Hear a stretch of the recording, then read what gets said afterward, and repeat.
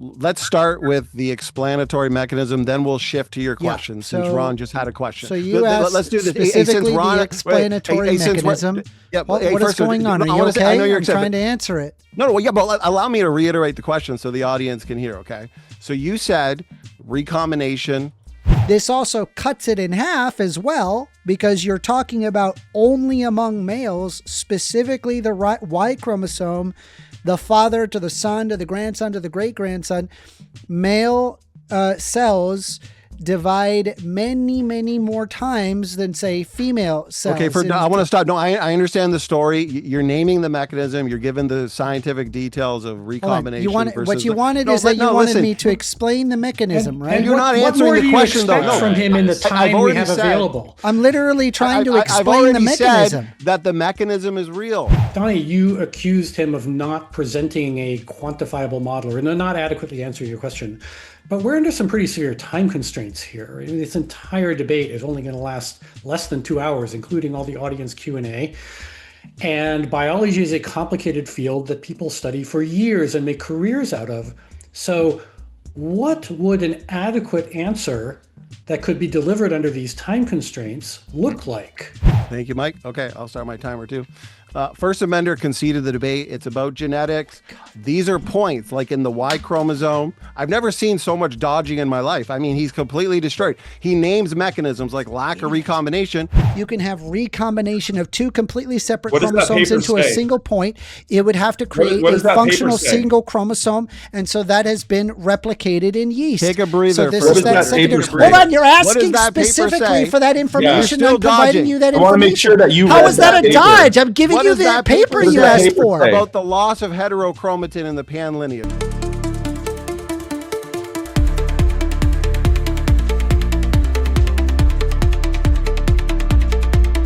All right, guys, welcome back to Modern Day Debate. We have a great debate tonight on evolution versus creation. And the debate prompt is going to be, does genetics support creation or evolution? We got SFT, Mr. Donnie. We got Sam versus Dr. Ron and First Amender. Welcome back, guys who've been here before. And I believe this is Sam's first time.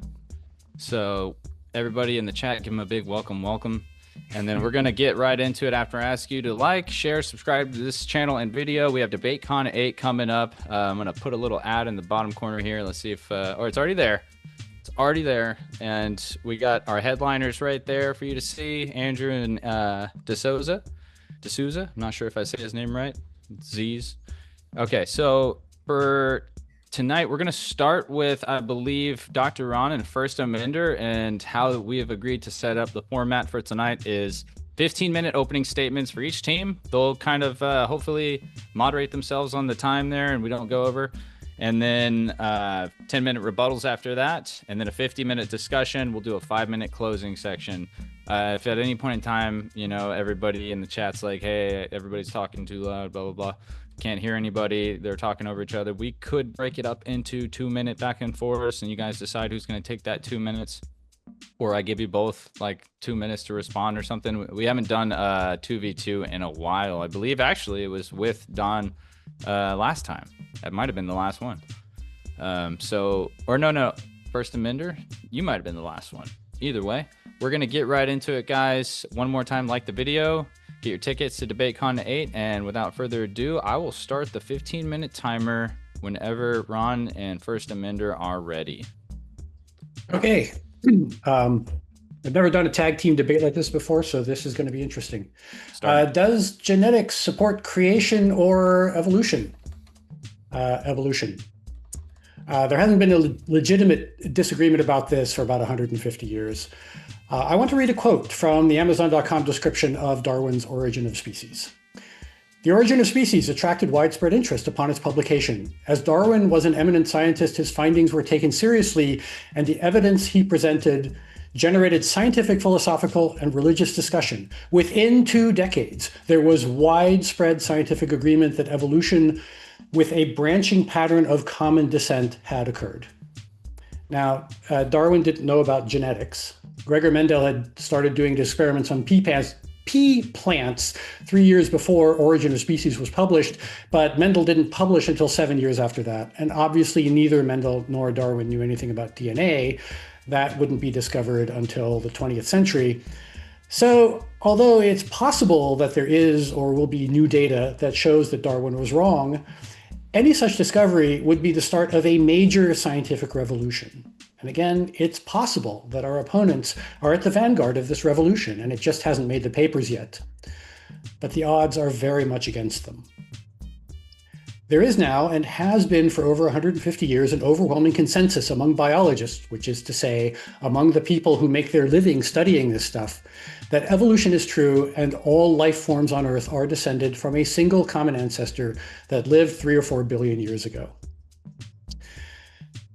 Now, it's possible that the scientific community has got this wrong.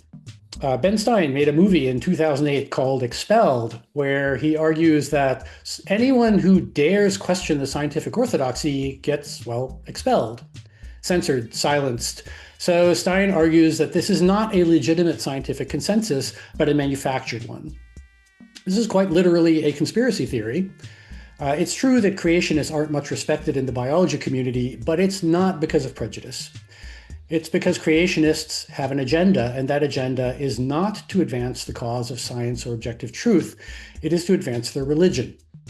If you doubt this, all you have to do is search for Answers in Genesis Statement of Faith, and you will find a webpage that says this, quote, "In order to preserve the function and integrity of the Answers in Genesis ministry, in its mission to proclaim the absolute truth and authority of the scriptures and to provide a biblical role model to our employees and to the global body of Christ, the community and society at large, it is imperative that all persons employed by the AIG ministry and in any capacity or who serve as volunteers should abide by and agree to our statement of faith and conduct themselves accordingly." And then it goes on to list 46 bullet points that you have to accept without any evidence, or you can't keep your job at AIG. It is hard to imagine a more unscientific position than that. Now, this is just AIG, and AIG is not the only creationist organization out there, but their statement of faith is not at all unusual. The Creation Research Society has a similar statement of faith, which reads, quote, "All members must subscribe to the following statement of belief. The Bible is the written word of God, and because it is inspired throughout, all its assertions are historically and scientifically true.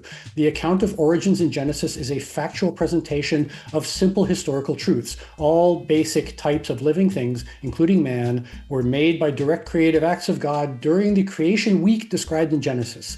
Whatever biological changes have occurred since creation week have accomplished only changes within the original created kinds." And it goes on to affirm Noah's Ark, Noah's flood, Adam and Eve, and so on.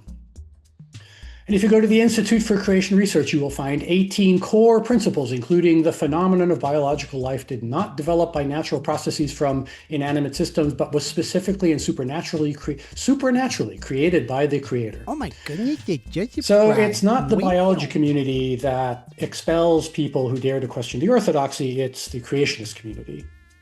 There is a well-funded creationist industrial complex out there whose explicitly stated mission is not to advance science, but to advance the Word of God. We know this because they say so.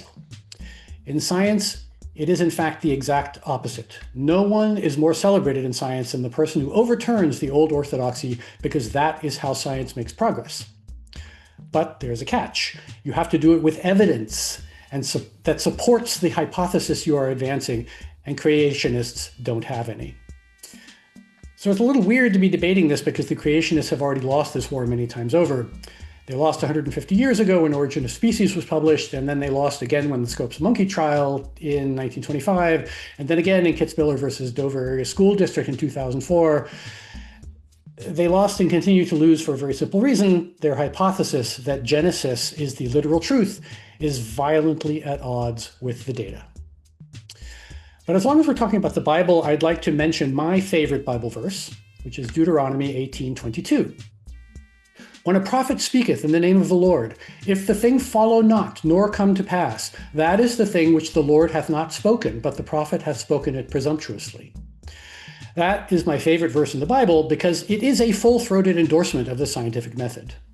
Make a prediction, do the experiment. If the result doesn't match the prediction, your hypothesis is wrong. If you look at the predictions made by biologists, they have a pretty good track record. Essentially, all of modern medicine comes out of biology, and modern medicine works pretty well, a hell of a lot better than faith healing.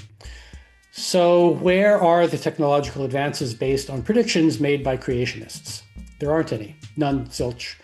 There is not a single biotech startup based on creationism for the very simple reason that creationism is wrong. This is the difference between science and religion. Religion demands faith. Science demands contact with reality. Over to you, Aminder. Does genetics support creation or evolution? The simple answer is it's evolution. It is in fact one of the main cornerstones of biology. You cannot do any biological research without acknowledging evolution as a fact. Evolution is in fact one of the strongest lines of evidence for common ancestry in biology. Creation and evolution evidence standards aren't even in the same plane of reality. My opponent might say something along the lines that human and chimp Y chromosomes are too different from ancestry, when the reality is that the Y chromosome evolves rapidly and is in fact one of the fastest changing chromosomes in mammals. This divergence is exactly what evolutionary biology predicts. It is not a problem. The reason why it changes as fast as it does is because there is no recombination for most of its length. There is strong genetic drift, only small effective population sizes. Y chromosomes are not present in females and sensitive to random loss in lineage. There is repetitive sequence turnover, satellites, palindromes, repeats. Large amounts of repetitive DNA are structurally unstable, frequently expand, contract, duplicate, and delete. There is gene loss and rearrangement over time, losing genes over evolutionary time, or the degeneration process rearranging remains genes structurally among the Y chromosome. So, different does not mean it is unrelated. It simply means this region has evolved rapidly under known mechanisms.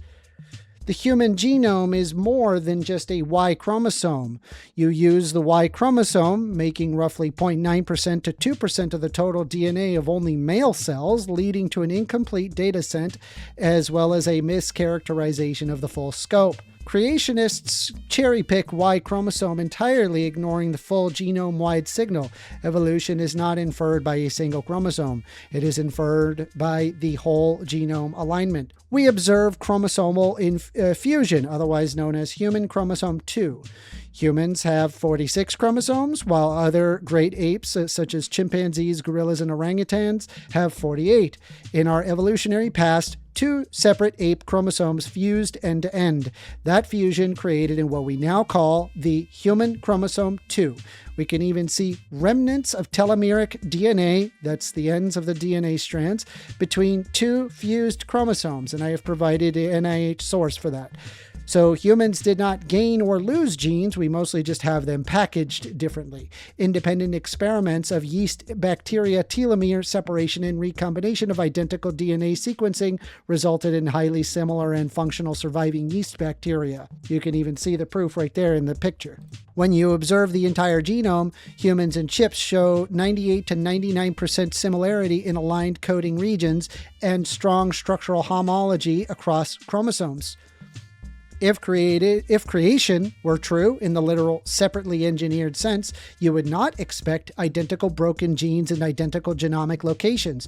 Pseudogenes. One example is the GULO gene in vitamin C synthesis. Previous creatures can synthesize vitamin C, but it is inactive when the human mutation must get vitamin C from diet. Identical viral insertions and identical loci, as well as a perfectly nested tree of genetic relationships.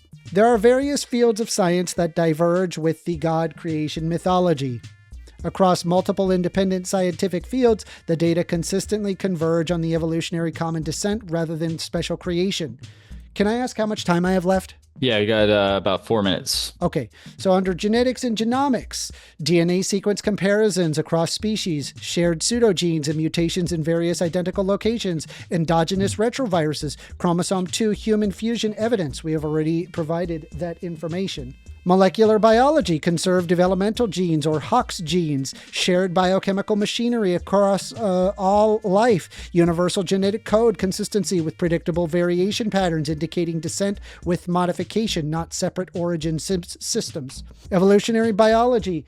Am I ahead of slide? I apologize. Evolutionary biology, observed speciation events, phylogenetic trees built from independent data sets, DNA morphologies, proteins, and all concurred same outcomes. Population genetics, models matching observed variation. Paleontology, ordered fossil succession over time. Transitional forms such as fish to tetrapod to land mammal to whale. Vestigial structures, predictable skeletal similarities across species. There are no modern mammals in the Precambrian. The first true mammals did not even emerge until the late Triassic period, more than 350 million years later. Embryology, developmental biology, early stage vertebral similarities, conserved developmental pathways, shared genetic control systems, and embryogenesis. Biogeography, island species resembling near mainland relatives in continental patterns matching plate tectonics and evolutionary, as well as Australia's unique marsupial radiation. Comparative genomics or bioinformatics, nested hierarchical clustering of genomes, independent data sets converging into the same phylogenetic tree, predictive accuracy of evolutionary models.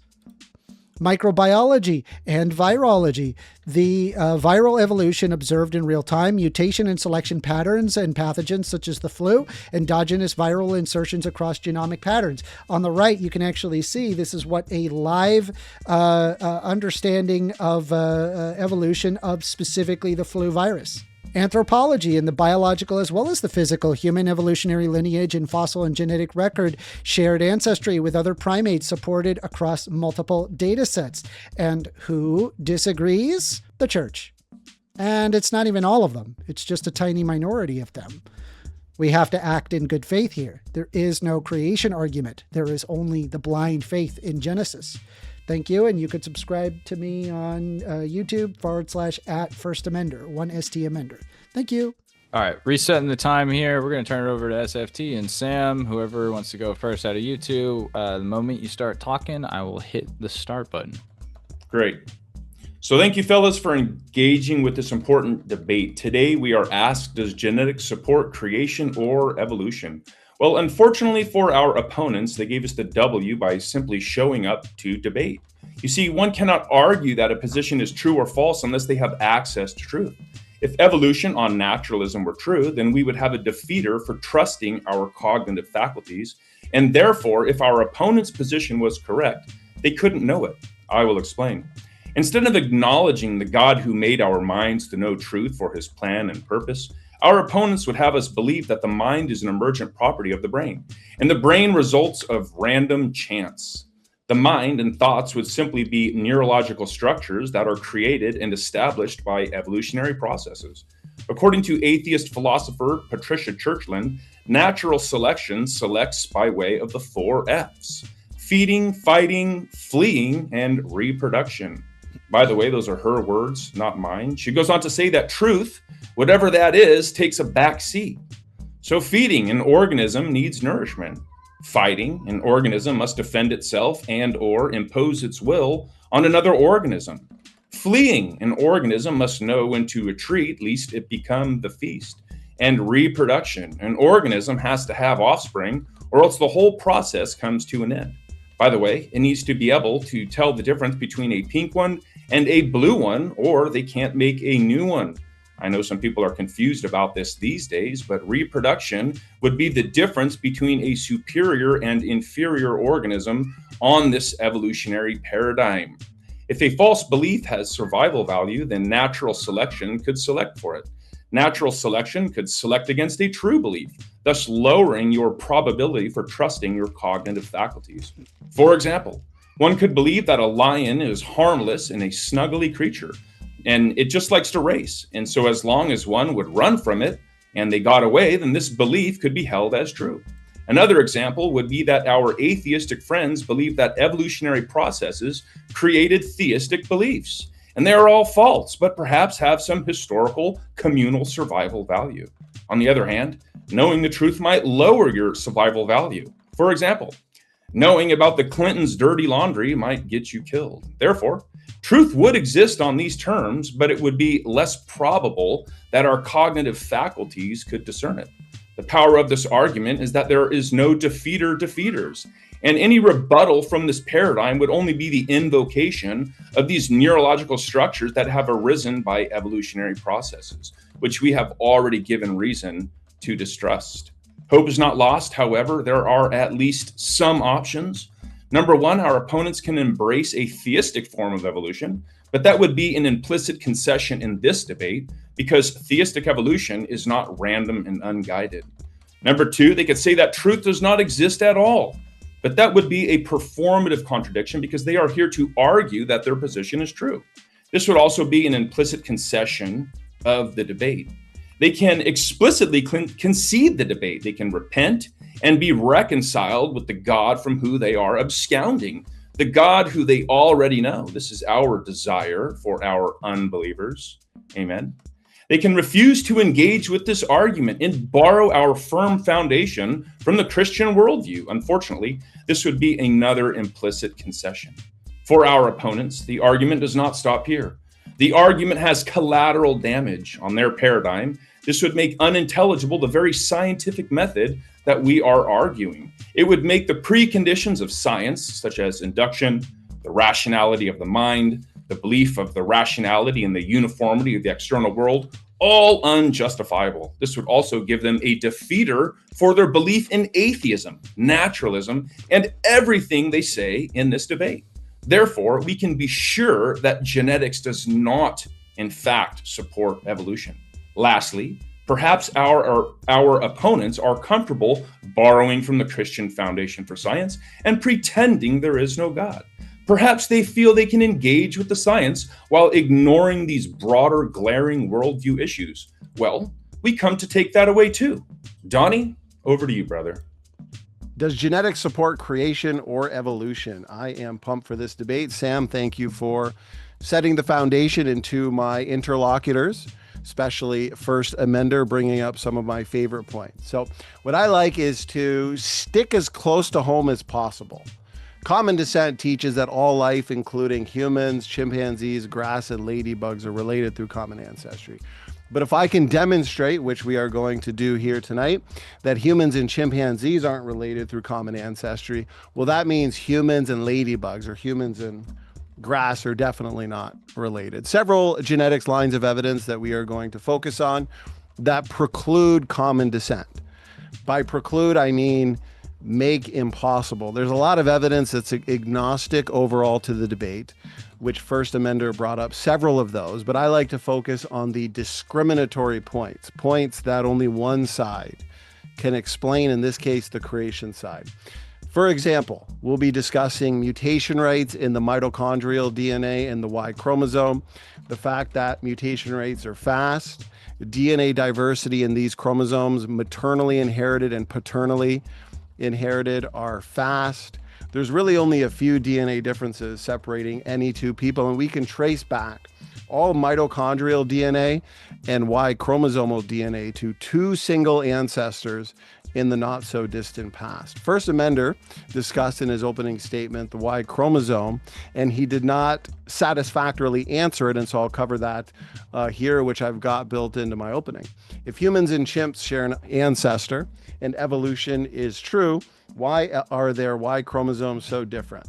So right here is an image from a paper in the conventional literature, and you can see on the visual we have humans and chimpanzees. The human Y and chimpanzee Y, when you consider overall gene content, size differences, and architecture, they're less than 30% the same. As a matter of fact, you can see in the color-coded areas, the heterochromatin, this is a densely packed kind of DNA, comprises a lot of repetitive sequences like satellite DNA. That is basically absent in the chimpanzee. The chimpanzee Y is half the size. And the question is, why is this the case? You can appeal to recombination, but naming mechanisms is not the same thing as providing a sophisticated mathematical model documenting when, where, how, and why these changes took place since the hypothetical split. You can take male Y chromosomes on the planet, and you can line them up, you can build a family tree, and based on the mutation rate in the Y chromosome, which is roughly 1 to 3 per person per generation, goes back just 4,500 years ago. Why don't we find 100 to 200,000 years worth of DNA differences in the Y chromosome? This, again, from the conventional literature in 2020. Despite a recent divergence of these species, roughly 7 million years, the evolutionary community assuming that a divergence took place, their Y chromosomes, referring to humans and chimps, differ just a little bit? No, enormously in size and gene content. So sure, First Amender can assert all day, well, recombination and gene loss and sperm competition. I want to see an actual model. I want to see a representative sequence of this hypothetical common ancestor where we can actually tell which lineage lost what, which lineage gained what. For example, the chimpanzee Y is only half the size as the human Y, as I said earlier. And they were so shocked, these researchers, that when they discovered this data, of course, evolutionists have post hoc, ad hoc rationalizations and rescue devices. They were so shocked that this is what they would expect between human and chicken autosomes. That split roughly 310 million years ago. And chickens aren't even mammals, okay? Puzzlingly, so this is a puzzle to them, in terms of shared genes and overall architecture, the human Y is more similar to the gorilla Y than to the chimpanzee Y. So First Amender was discussing nested hierarchies. Well, there's a break in the nested hierarchy. Remember, it's the differences that make all the differences. Sure, similarities. Okay, we can discuss similarities all day, but it's major discontinuities, whether it's fossil discontinuities like the hyoid bone and the ischium between Australopithecines, extant apes, and humans, or the genetic data like mitochondrial DNA and Y chromosome between chimps and humans. Notice this, 2024, things did not get any better for the evolutionary community. You can look at the various creatures here, chimpanzee and humans, and you can compare their Y chromosomes. And as you can see, only 26.2% the same. Okay, I definitely want to cross-examine First Amender in the discussion on this, because again, he did mention recombination. Okay, we got a mechanism. Let's see if it works. So what I want to see is an ancestral Y chromosome reconstruction, not just assertions, not just claims. We don't want to see the 5 Ds of evolutionist dodgeball here tonight. Dodge, duck, dip, dive, and dodge. No, we want to see a reconstructed sequence, because evolutionists cannot just claim gain or loss without knowing the ancestral state. If you go back to 2010, they admitted that that ancestral state cannot be determined, and therefore imaginary storytelling is not the same as reconstruction.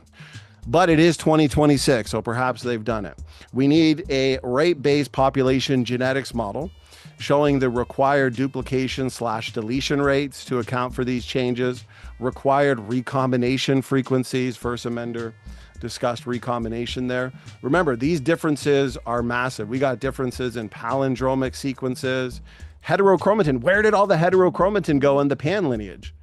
Apparently, if evolution is true, it lost it all. Why? I want to see these mechanisms. I want to see First Amender and Ron model them, quantify them, test them, simulate them. So here's some questions. How did these massive architectural changes occur mechanistically in 6 to 7 million years? Why did these changes occur within the proposed 6 million year time frame? How is the entirety of the heterochromatic arm lost in the chimpanzee line?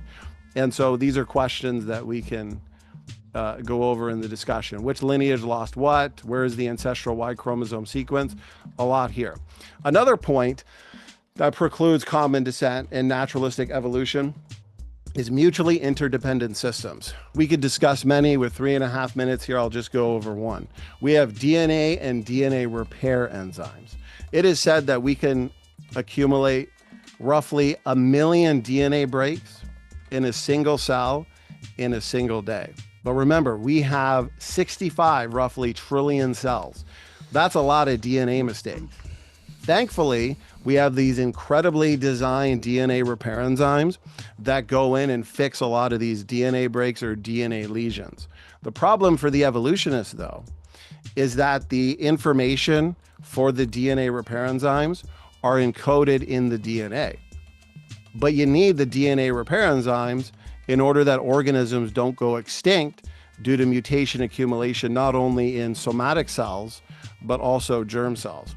So the question is, which came first, the DNA or the DNA repair enzymes? Because if you say DNA, well, you need the DNA repair enzymes to fix the DNA mistakes. If you say the DNA repair enzymes, well, the information that encodes for the DNA repair enzymes are in the DNA. We discussed briefly earlier mitochondrial Eve, the fact that we've been able to trace mitochondrial DNA back to a single woman just roughly 6,000 years ago. Here's a sophisticated phylogenetic tree.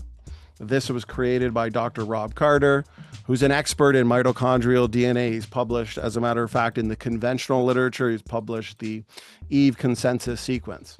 These branches represent mutations or DNA differences. And what you can see on this tree is an explosion, a starburst pattern. That suggests rapid and exponential population growth, which is what we would expect through a flood bottleneck. But what you don't find are a lot of mutations. On average, separating people from the Eve consensus sequence are about 20 to 30 DNA differences. And you'll notice, take the HVR haplogroup, for example, the most common in Europe, you've got differing size branches. What does that mean? Well, mutation rates are variable. You have some people that are picking up more mutations in the same amount of time than their cousins, as they can be traced back to a common ancestor. So where do we find evolution here? Where do we find thousands of generations? We only see a couple hundred generations here on this tree. Where do we find the kind of evidence that would suggest deep time evolution is true? Same thing. 40 seconds. Okay. Same thing with the Y chromosome. And so there's something called mutation saturation. If evolution were true, then we should actually find many more mutations in the mitochondrial chromosome and also the Y chromosome. But we find low variation, fast mutation rates. This is all biblical time. In my last 20 seconds, I'll say I've got dozens of slides. We can go over this in the rebuttal and the discussion, going over DNA function, genome-wide functionality. First Amender mentioned pseudogenes, endogenous retroviruses. We know that those DNA units are now necessary to sustain healthy life processes in the cell, pointing better to common design than common ancestry. And that's it. Thank you for being on time there. We are going to get into the rebuttals here. We got 10-minute rebuttals, or 10-minute rebuttals on each side. They can split it up however they want on each team. And then after that, we'll get into the open discussion. So kicking it back over to the evolution side, whoever wants to take the reins. These are the rebuttals? Yes, 10-minute rebuttals. Okay. All right, so 10-minute rebuttal. I've written down some of the things that y'all have said. For Sam's intro, he had stated right at the beginning, saying, if you show up to a debate, you lose. I am a little lost as to exactly how that works from a logical perspective. It doesn't really follow. Is there a presumption that you are right every time you walk into a debate and that there is no possibility that you could be wrong? That's what your statement infers. You then also said that evolutionary processes create theistic beliefs. Actually, that is kind of true in the sense that religion has survived often due to dogmatism in the Middle Ages or throughout time in general. Those that did not believe were killed. This would be an evolutionary advantage to believe in the Middle Ages. Another good example of evolutionary processes create theistic beliefs is the fact that superstitious people tended to live longer. And the reason why is because if you can imagine a caveman that sees a bush where it's empty in the bush, but they see that there's rustling, the person that is not superstitious will probably get up to check the bush and then gets mauled by a tiger because they didn't realize that there was a predatory animal in the bush. Whereas the superstitious one that sees rustling in the bush hides in the cave. So there would be an evolutionary reason why people possess theistic beliefs. You also said that we could repent. We are actually not, in fact, making a God or not God argument. The question is, does genetics support evolution or creation? The answer is pretty clear. It's evolution. As for Donnie, I find that much more interesting in the part where he is saying that grass and ladybugs are not related. They are both eukaryotic organisms, and so they would be related in that sense. However, it would be a very, very, very, very distant ancestor, having to go likely back to the last universal common ancestor, or maybe slightly afterwards, to find the common ancestor to those two widely diverging species. They had said that DNA diversity is in fact low. I would ask him, where do you see that? Because I showed the full chromosomes among chimpanzees and humans. It's extremely similar, and any eukaryotic organisms share quite a lot of similarities, which would be why we observe a great deal of similarity even between humans and bananas. They are both eukaryotes. They possess cells that have cell walls with a nucleus and a membrane, as well as a mitochondria. You had brought up, and I love that you brought this up, was the Y chromosomes differences being wide. Yeah, that's correct. It is widely different. It is, in fact, one of the tiniest portions of the human genome that you could reference. I also answered mechanistic properties Y. You created, there's a creation of Y chromosomes evolves unusually fast compared to the rest of the genome. We know this for a fact. The Y chromosome has no matching partner for most of its length. Most chromosomes come in pairs. During reproduction, they undergo recombination, where copies are then exchanged and errors can be corrected. The Y chromosome only exists in males. It does not recombine with the X chromosome for most of its length. The Y chromosome is also very small. Humans contain over 20,000 protein coding genes, and the Y chromosome only represents roughly 50 to 60 of those protein coding genes. You pointed out a comparative analysis of chromosome X, in which it is a much greater portion of evolution, whereas the Y chromosome does not. The Y chromosome is less than 2% of the human genome. X and Y chromosome is not 50-50. It is a 98 to 99 to 2 to 1. The Y chromosome is specifically known for this. Do you at least acknowledge those facts that I have provided? Posit that I'm sorry, these are further questions that I'm going to ask in the open rebuttal, but you also stated that endogenous retroviruses and that they do code. You know, I actually looked at the exact study that you are talking about. It turns out that what they are inferring as something quote unquote useful is whether or not does anything at all. As in, if you say, for example, have a protein that does absolutely nothing, it just makes a protein and then the protein provides nothing, it infers some use, which was thrown away by various other scientists. This would indicate its wide variation of use from its what is typically, I think, 5% of the total human genome now to over 80%. Most studies show this, around, I'm trying to find the exact number, but it is a much smaller number than that single study that you have provided. Anyway, those are my rebuttals. Okay. I'm not going to be able to match Aminder's point by points here. I have sort of a more 60,000 foot view of this.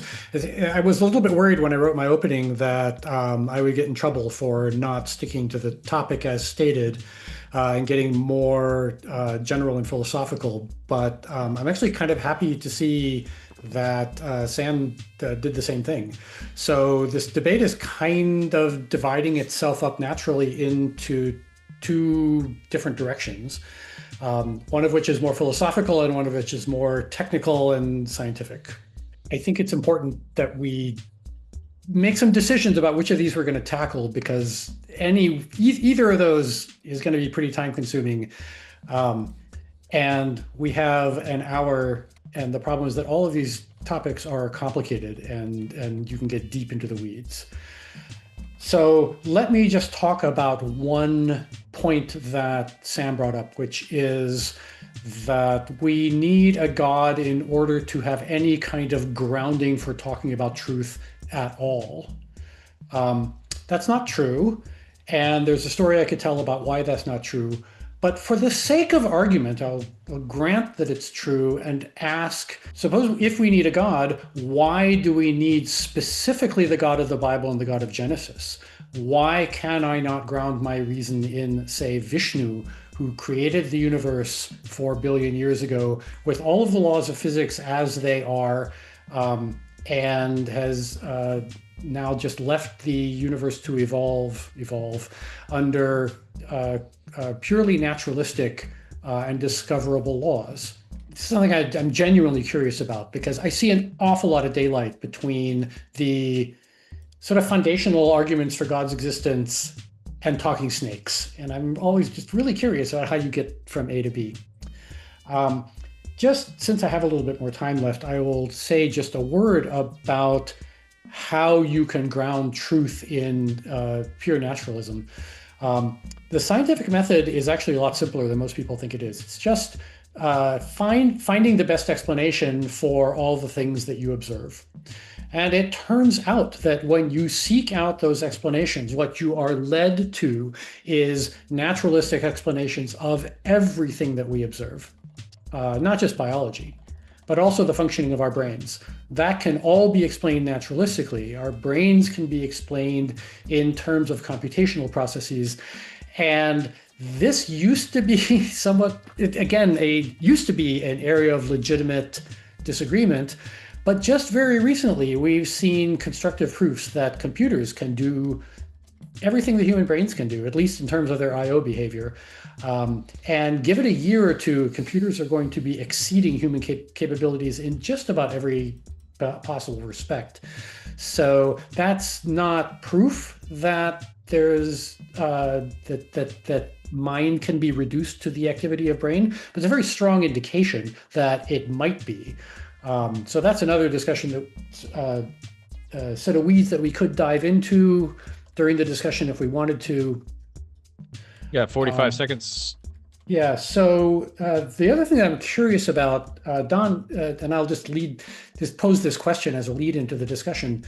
Donnie, you listed a number of things that you claim to be problems for the evolutionary point of view. You said that there's no mathematical model for the evolution of the Y chromosome.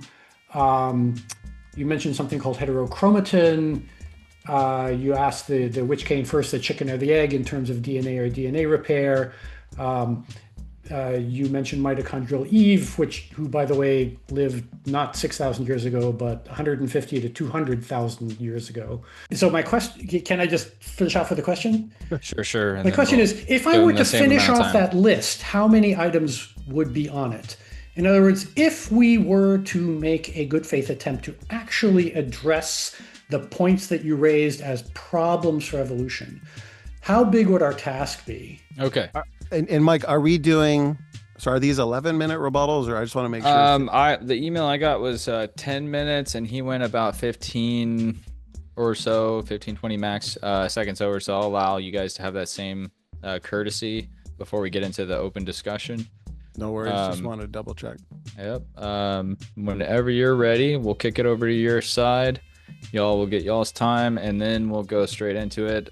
All right. So, yeah, to answer your question, you guys lost because your position can't justify the facts that you invoke. It's called a self-refuting argument. Should your conclusion be true, then the reasoning that you're invoking cannot be justified. So it's necessarily false. So, Ron, you complained a lot and you talked about God a lot, but you gave no actual rebuttal to our position. You pointed to the consensus, but that's a problem. The consensus has a long history of being overturned, like a Copernican revolution, or when we went from an eternal heavens to a red shift. So that means nothing in a debate like this.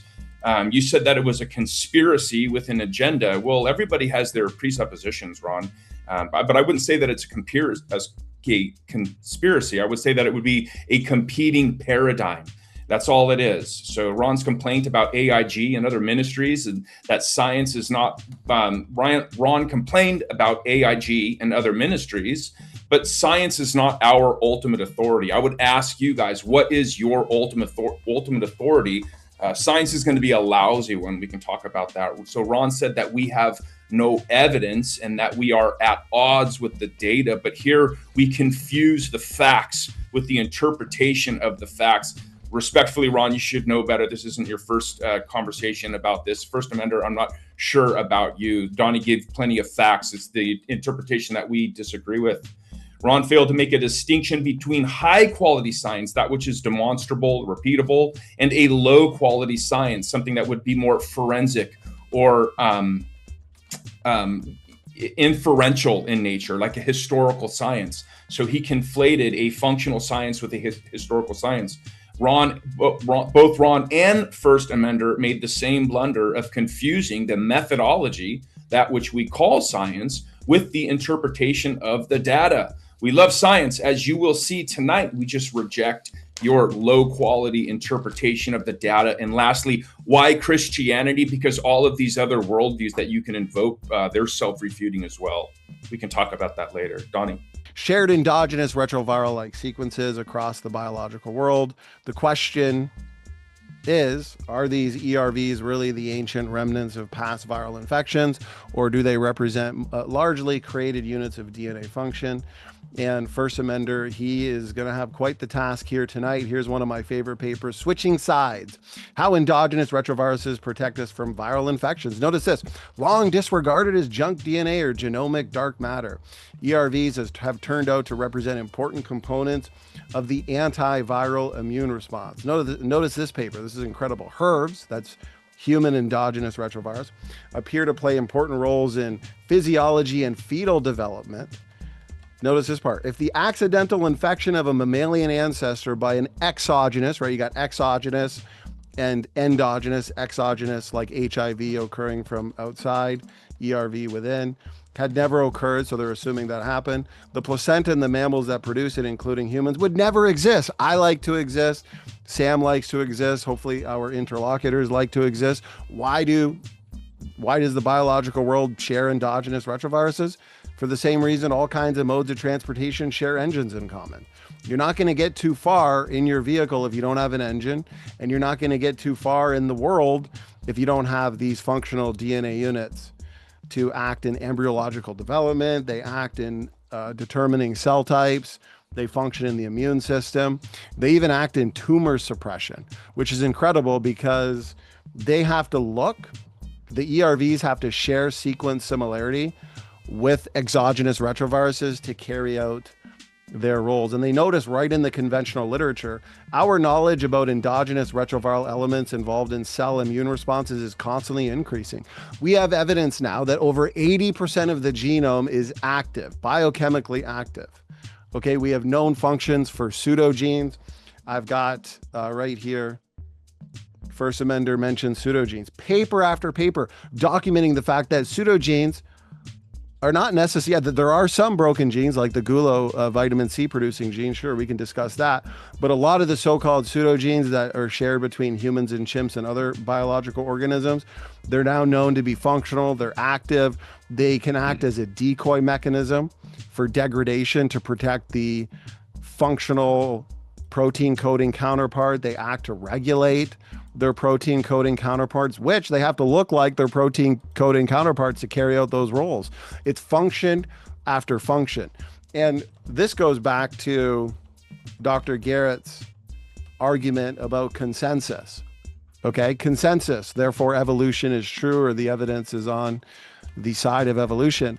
Well, consensus in the past was that endogenous retroviruses were non-functional junk. You can see that right here in the paper, long disregarded as junk DNA.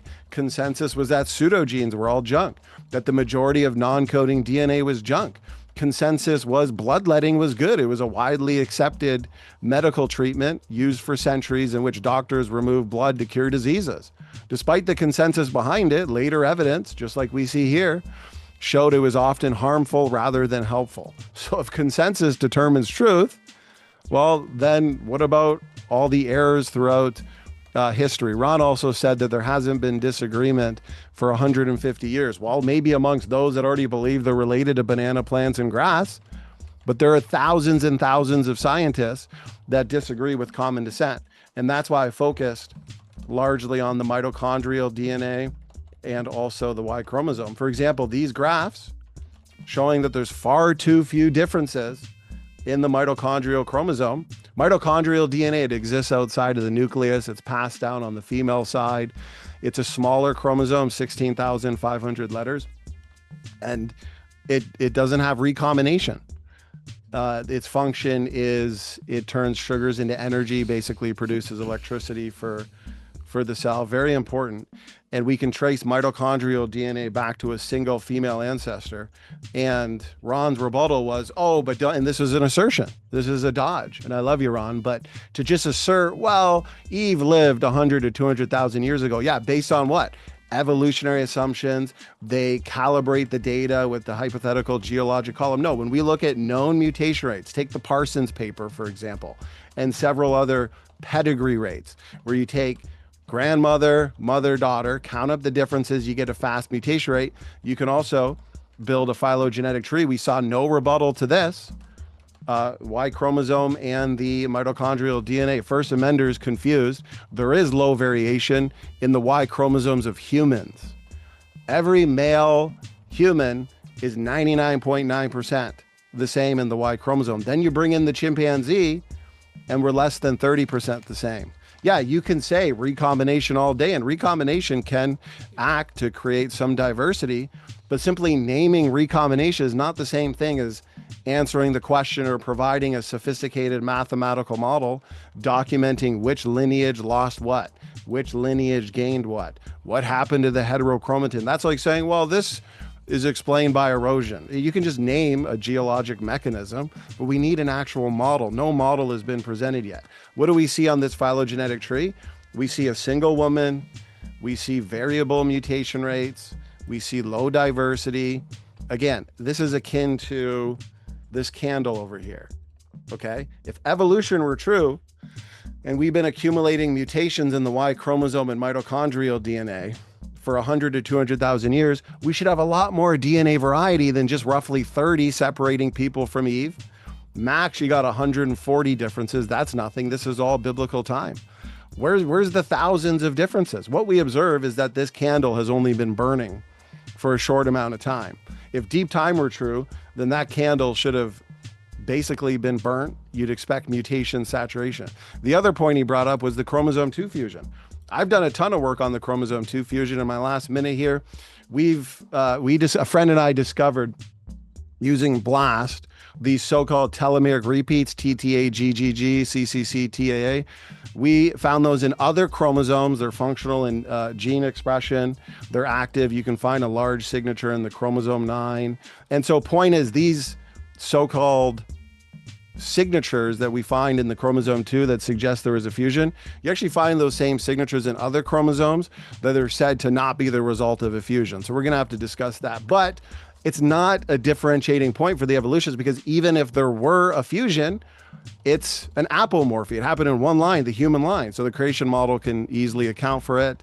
The evolutionists would have a difficult time. I think I got 30 more seconds because of the extra about time. 15 or 15, so from okay, what so I got.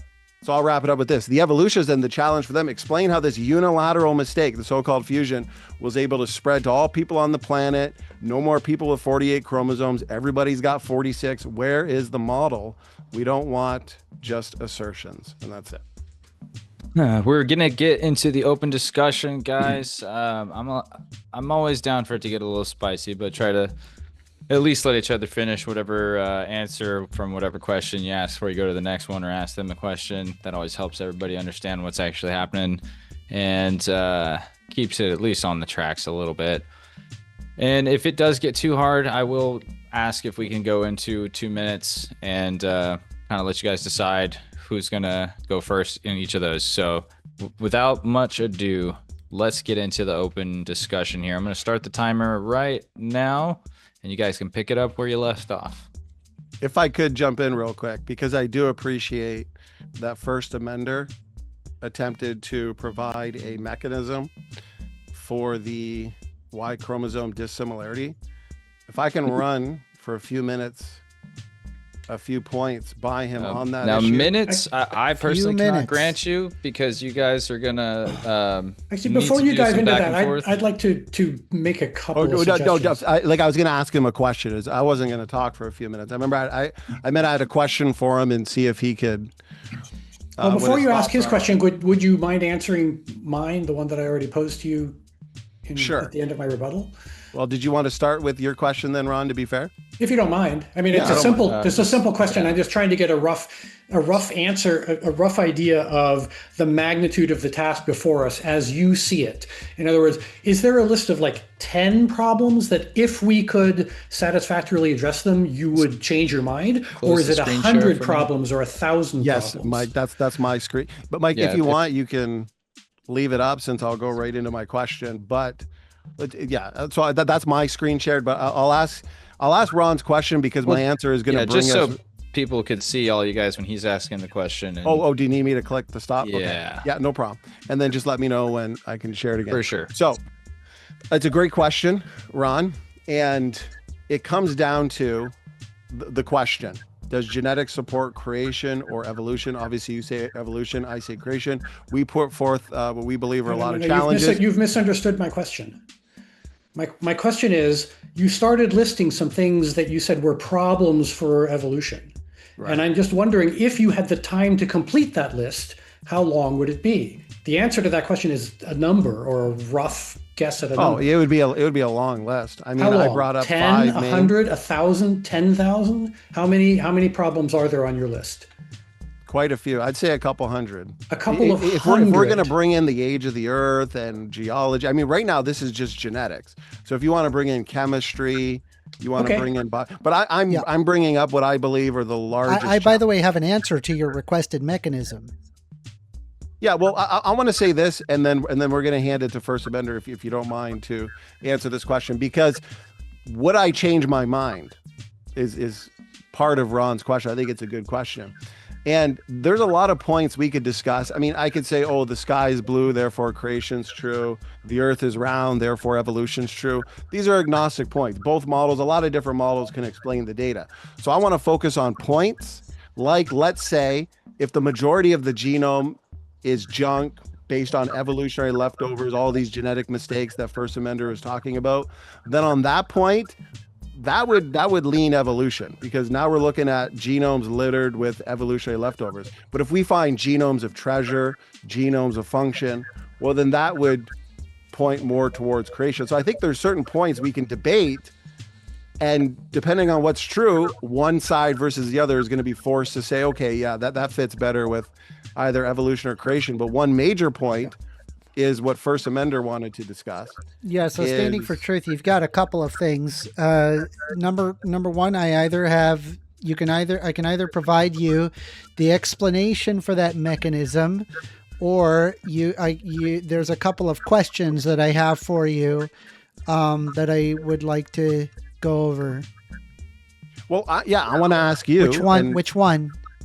Well, because you mentioned recombination. No, I'm asking you which one. I'm providing you the option to choose which one that you wanted. Did you want the explanatory mechanism, or did you want the two questions that I had specifically for you? Let's start with the explanatory mechanism, then we'll shift to your questions, since Ron just had a question. So you asked let's do this. specifically the explanatory mechanism. What is going on? Are you okay? I know you're I'm trying to answer it. No, but allow me to reiterate the question so the audience can hear, okay? So you said recombination could largely explain the differences in the Y chromosome.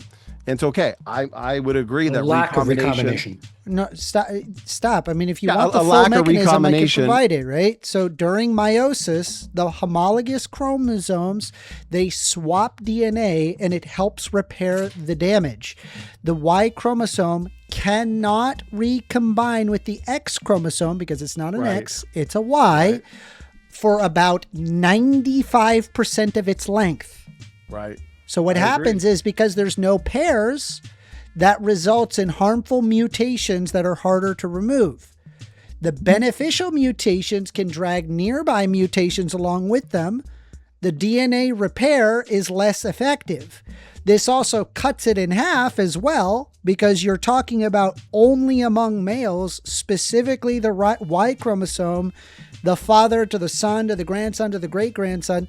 Male cells divide many more times than, say, female cells. Okay, I want to stop. No, I understand the story. You're naming the mechanism. You're giving the scientific details of recombination. What you wanted me to explain the mechanism, right? You're not answering the question, though. No, from him in the time we have available. I'm literally trying to explain the mechanism. Said that the mechanism is real. I want you to provide a sophisticated mathematical model. I want you to actually answer the Y chromosome dissimilarity challenge. If you could close your screen share. Yeah, well, I want First Amender to answer this question. It's a very basic question. I got Close it on your the screen so share. he can answer it. Are you able to see this question on the screen? Which lineage lost what? What are you referring to? Exactly, because you got humans and chimps, and supposedly they share a common ancestor roughly 6 to 9 million years ago.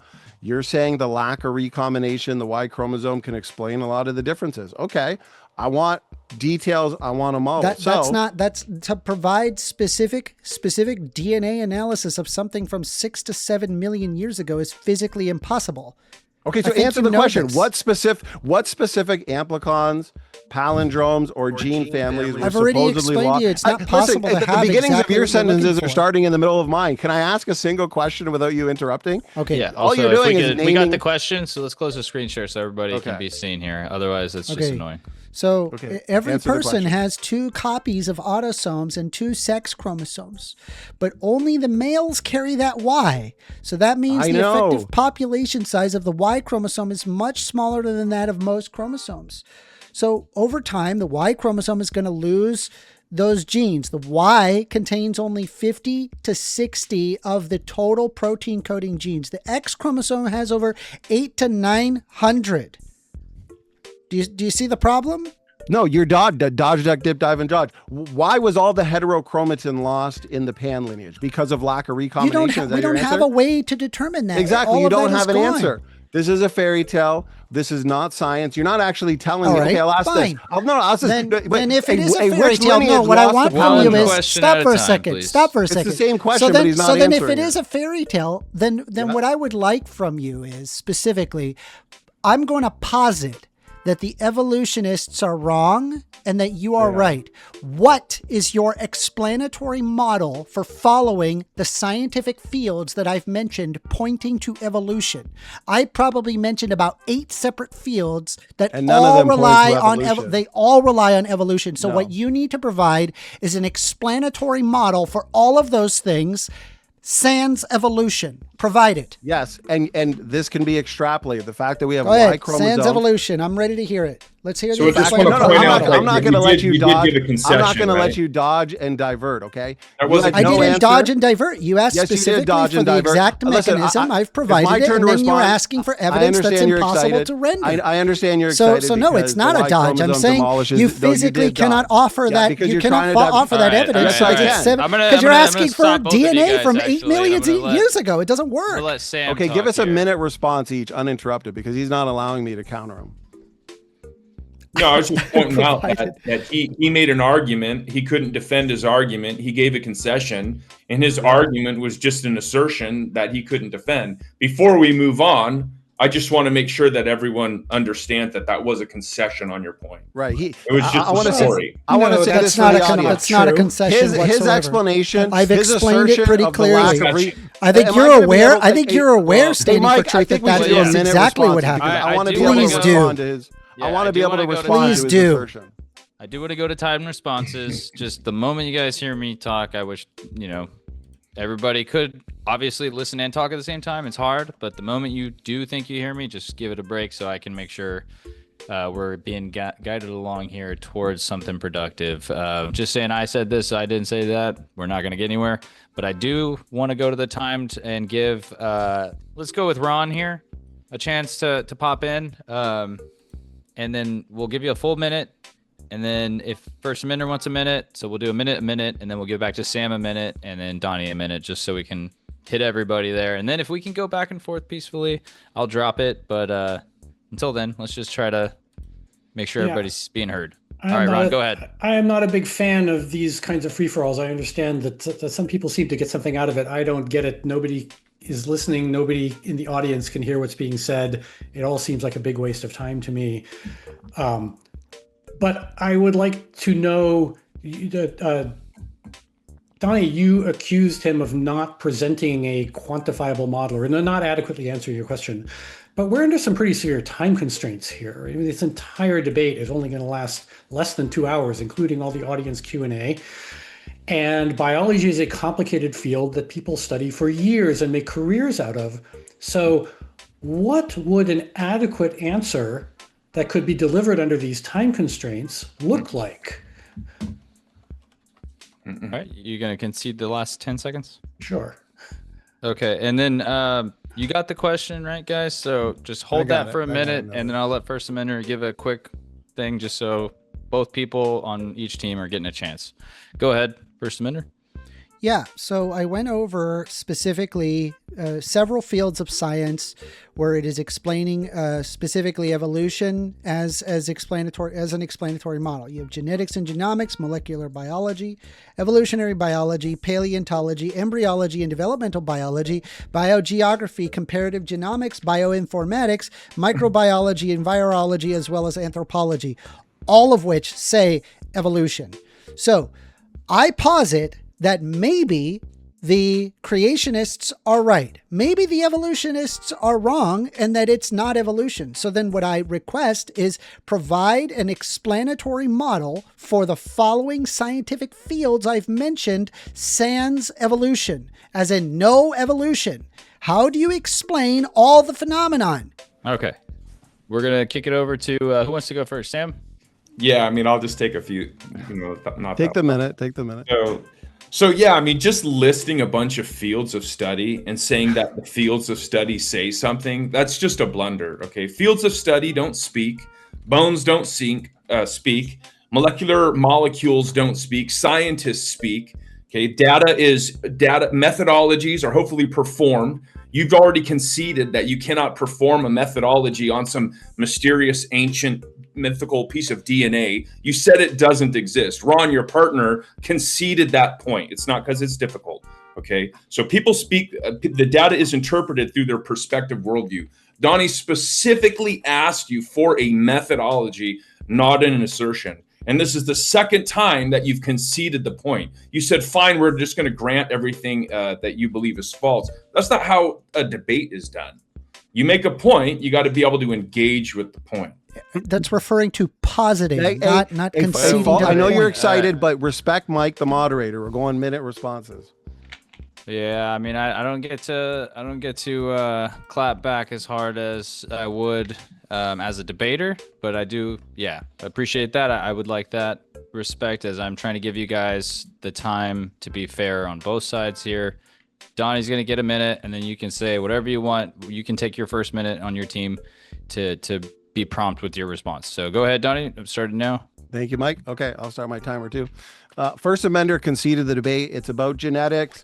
These are points like in the Y chromosome. I've never seen so much dodging in my life. I mean, he's completely destroyed. He names mechanisms like lack of recombination, provides no model. To answer Ron's question, very simple. Show me a paper. We're the ones in our opening statement that are going paper after paper, documenting functions in ERVs, documenting functions in pseudogenes.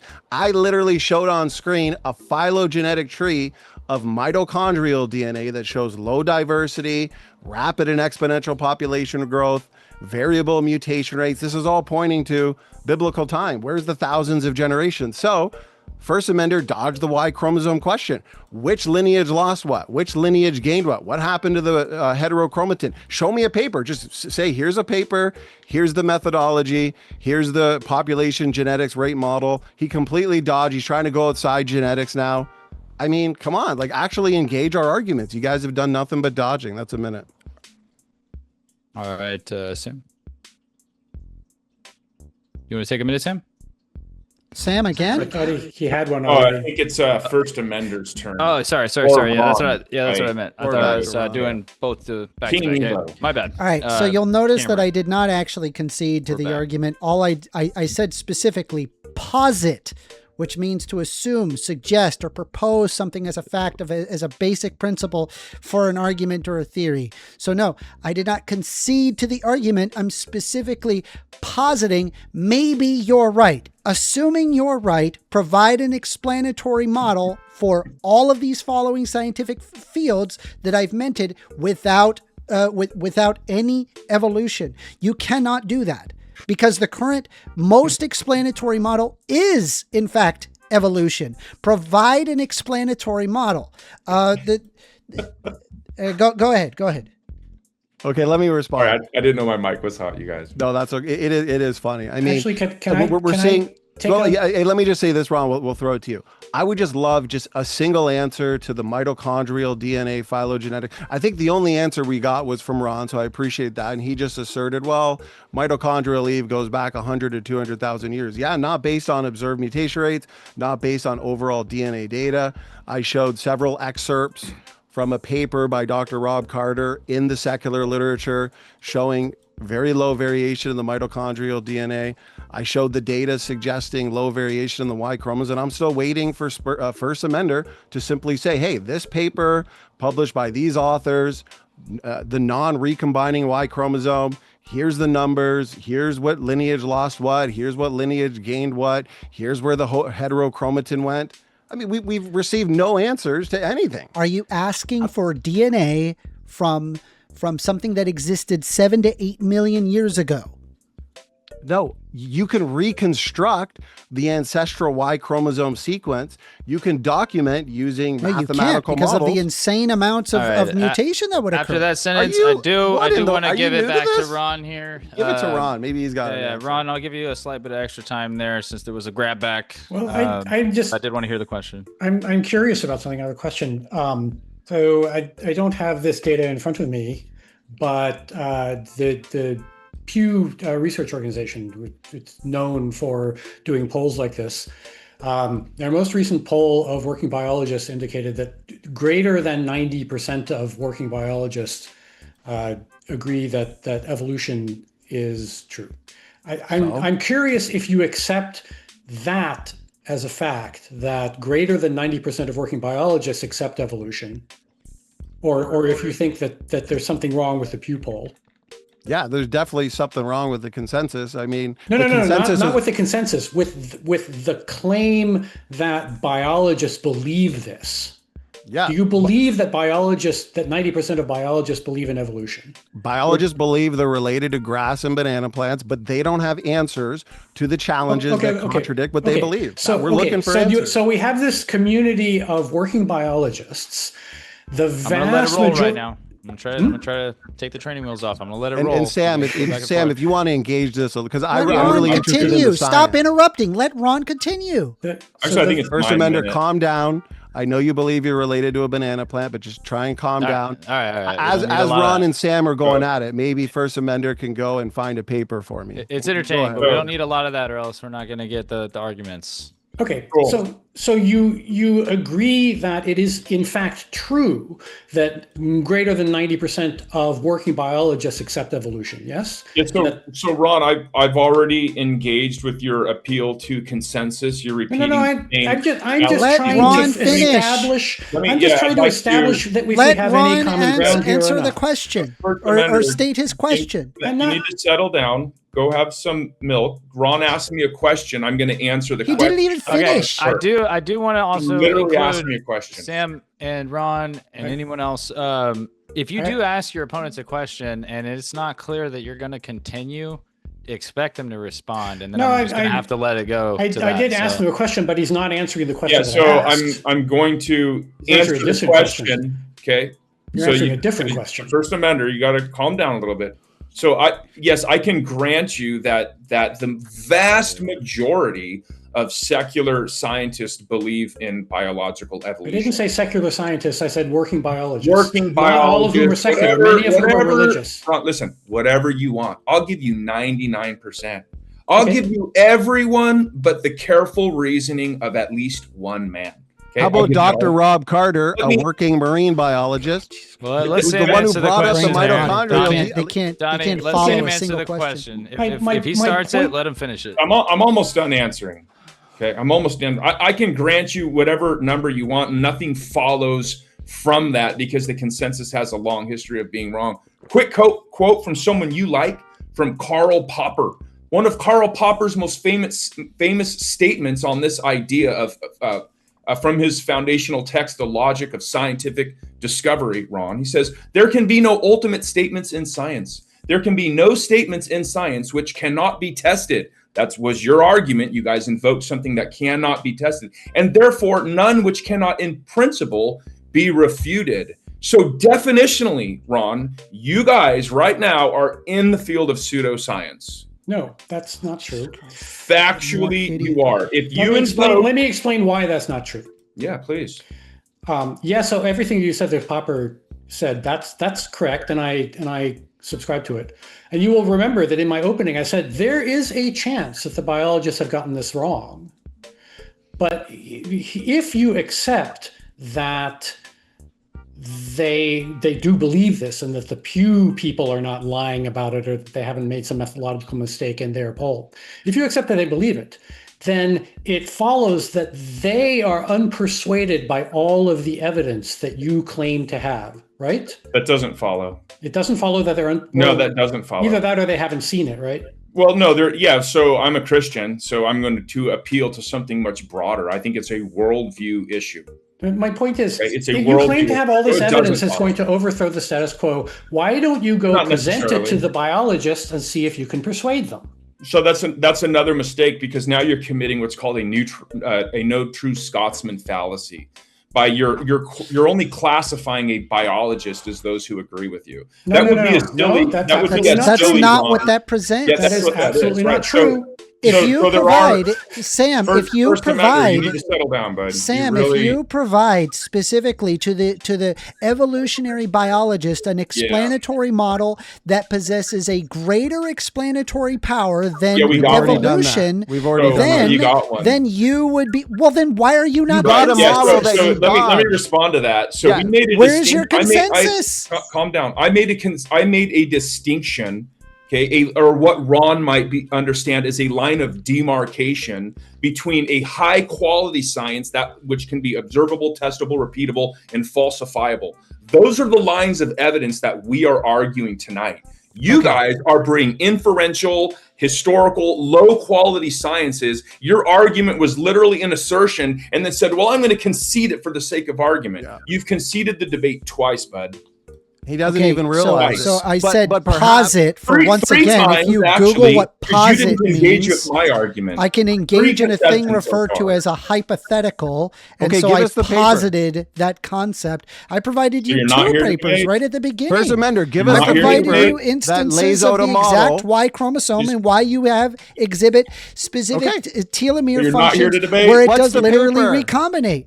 What's the name of the paper that has the model documenting a lack of recombination in the Y chromosome? The beginnings of your sentences are starting in the middle of mine. So I'll go ahead and provide it in your chat here so you can see it for yourself. Here is specifically telomeric sequences promoting cross chromosomal rearrangement between the multiple mechanisms. And then the secondary, if you're curious as to how you can have recombination of two completely separate chromosomes into a single point, it would have to create a functional single chromosome. And so that has been replicated in yeast. Take a breather. So this is that secondary. Hold on, you're asking specifically for that information. I'm providing you that information. I want to make sure that you. How is that a dodge? I'm giving you the paper you asked for. About the loss of heterochromatin in the pan lineage. What does it say about the loss of heterochromatin? Okay, so after he explains this, before you guys ask your next question, let him put a bow on it so that you're not asking a question as he's at the tail end of it. And regardless of if you think he's going to go on a lot longer, let's just give it a quick chance. That way he can feel comfortable doing the same. Mike, this is an explanation. Mike, is it okay if I reiterate it in 10 seconds? I won't interrupt. Oh, Jesus Christ. That way the audience can see reiterate your question, or I'll reiterate my question in 10 seconds. He gets an uninterrupted response. All right. Well, I'll give him a minute 30 seconds if you're going to do that. Okay, so it's going to be a real quick. I'm going to reiterate. Where in that paper that you posted in the private chat, what does it say about the loss of heterochromatin in the pan lineage in the chimpanzee and bonobo Y chromosome? What does it say about why, how, when, where that was lost? Go ahead. You cannot determine specifically that point, and that's fine. You're asking specifically for DNA that would have existed 7 to 8 million years ago. DNA does not exist that far back. What we can observe is at least look at our those that share the most common lineage, and then observe the DNA genomic sequencing. You are specifically cherry picking the Y chromosome, which is a very, very tiny part, and it is specifically known for having more mutations than that of the rest. What's wrong? Why can't you just let me talk? Because you're asking for the explanation, and I provide it to you. You're like, no, stop talking. Don't give them the evidence. We don't want to hear the evidence. Hold on, I got a shill for my audience. You know you're being disingenuous here. You know it. That's why you specifically picked the Y chromosome and not the X chromosome. No, I've been asking you about the mitochondrial similarity. DNA. I've been asking you about the mitochondrial DNA. What? Why okay, is there yeah, such it's extremely similar across various different creatures and eukaryotes. You're talking about a mitochondria that exists at a eukaryotic DNA level. Goes back to a single woman, 4,500 to 6,000 years ago, based on mutation rates. Why does the mitochondrial DNA, listen, okay, because maybe you're taking a nap during these questions. Why does the mitochondria, I showed the phylogenetic tree on the screen twice. Can you reiterate my points on that? There's a simple answer to that. Well, I want to see if First Amender was listening. The mitochondrial DNA phylogenetic tree that I had on screen, I mean, I could pull it up again, but I don't think Mike wants a screen sharing right now.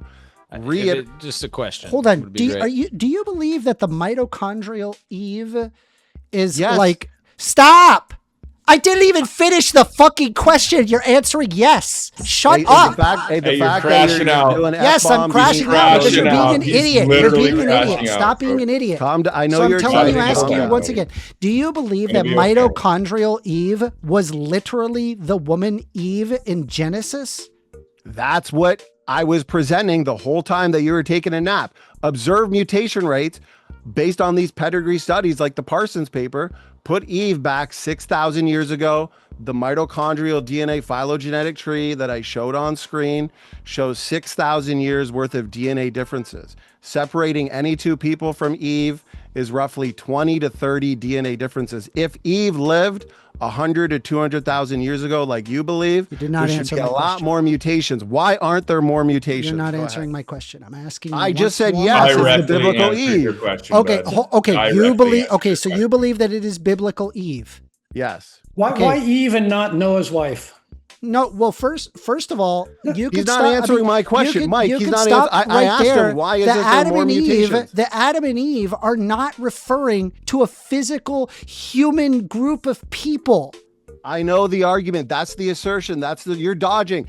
So then why do you think that mitochondrial Eve is talking about the same thing as literal Eve? The beginnings of your sentences are starting in the middle of mine. This is actually wild that you think that that's true. That's just idiotic. Back to 1 minute. Yeah, we need to go back to 1 minute. Response. We never left that. You guys just started interrupting each other, and I thought we might be able to get through. But anyways, like that's why I said overtly, I'm gonna let it go for a second because we didn't talk about leaving it. So what we're going to do, we're going to go back to the minute, but I do want to clarify for the audience if Donnie, you are, as First Amendment was just saying, conflating or equating the two things, mitochondrial Eve with the actual Eve. I think that was a point that maybe could be clarified if he's confused about it. Was that First Amendment? Did I get that right? Is that what you're asking? Yeah. So, okay. I mean, if I'll give him a minute to respond to that, and then I got to let Ron talk for 2 minutes. I think that's okay. Fair. That's fair. So if you could, Mike, just let me screen share so the audience can see what I'm referring to. All right. I just started the time. Okay, let me start my timer too, because I got to get all this. This is a mitochondrial DNA phylogenetic tree. The evolutionary position is the out of Africa model that mitochondrial Eve goes back 100 to 200,000 years. Okay, so the biblical position is no, this is biblical Eve. Eve goes back roughly 6,000 years ago. What does the data suggest? Well, let's look at the data. You can look at dozens of pedigree studies. The Parsons paper is one of them. You see that the mutation rate is fast. It's about one every few generations, low diversity. Okay, 20 to 30 separating people from Eve, max 140 in these deep lineages.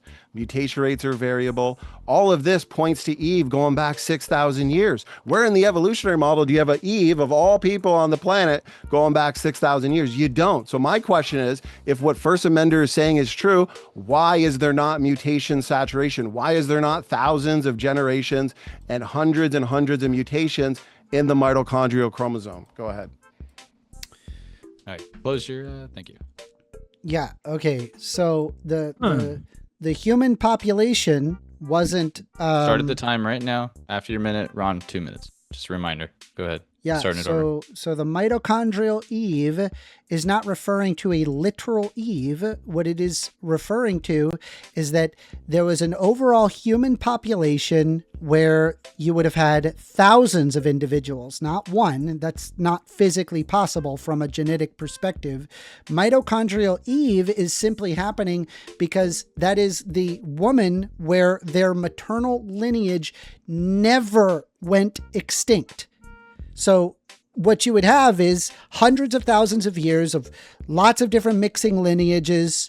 They all die off. Only one line survives. That would be mitochondrial Eve, but thousands would have been existed. So that would be an example. Say, for example, if we observe Neanderthals, Neanderthals don't fit at all in the biblical account. But so a good example is like if Alice's descendants were alive, but then their maternity died out. And Beth, their maternity died out. Carol, their maternity died out. Dana, their maternity died out. But Eve maternally survived in their line. Mike, Do you can I get a understand? minute to be fair? Because there's a lot No, there. to be fair, I gotta let Ron talk right now. That would be fair. I Because don't every even time know I've what I been would say. This trying to do discussion it. has just spun so wildly out of control that I don't even know what to do here. Except I'm genuinely curious. Why do you think mitochondrial Eve is Eve, biblical Eve, and not Noah's wife? Are you? Because we're all descended from Eve, but then God did this big cosmic reset, right? And then there was this second bottleneck, which is Noah's wife. I don't even think she had a name, did she? So I can answer that if you'd like. yeah, no, I'm genuinely curious. Yeah, well, it's the same reason why Y chromosome Adam is technically Y chromosome Noah, because it would be Noah off the ark with the flood bottleneck. But Eve, you'd have like in that phylogenetic tree, Ron, that's worldwide mitochondrial DNA from all sorts of women on the planet. That whole tree would basically represent Eve, but within that tree, you'd see that bottleneck event where you have Eve's, you'd have Eve roughly 1,600 years later, you'd have Noah's wife, like you said, their 3 sons, but their 3 wives. So Noah's 3 daughters-in-law would have that mitochondrial DNA. But Wait, what? 3 daughters-in-law? Right. Well, because Shem, Ham, and Japheth would have 3 wives, right? Sure. Shem, Ham, and Japheth are Noah's where did they come from? daughters. Well, they would have came from the pre-flood world. They married Noah's 3 sons, Shem, Ham, and Japheth, and the haplogroups on that tree, L, M, N, and R. Isn't it interesting that we have 3 or 4 major haplogroups, yet the Bible says that all people today go right back to Shem, Ham, Japheth, and their 3 wives. Their 3 wives would have mitochondrial DNA, which would then spread to Europe, China, Asia, and the rest of the planet. Yeah, that was the time there. I want to give an equal response here to Sam. If he has anything to say, I'll put a minute on the clock, and then we'll give it back to First Amender or Ron to respond.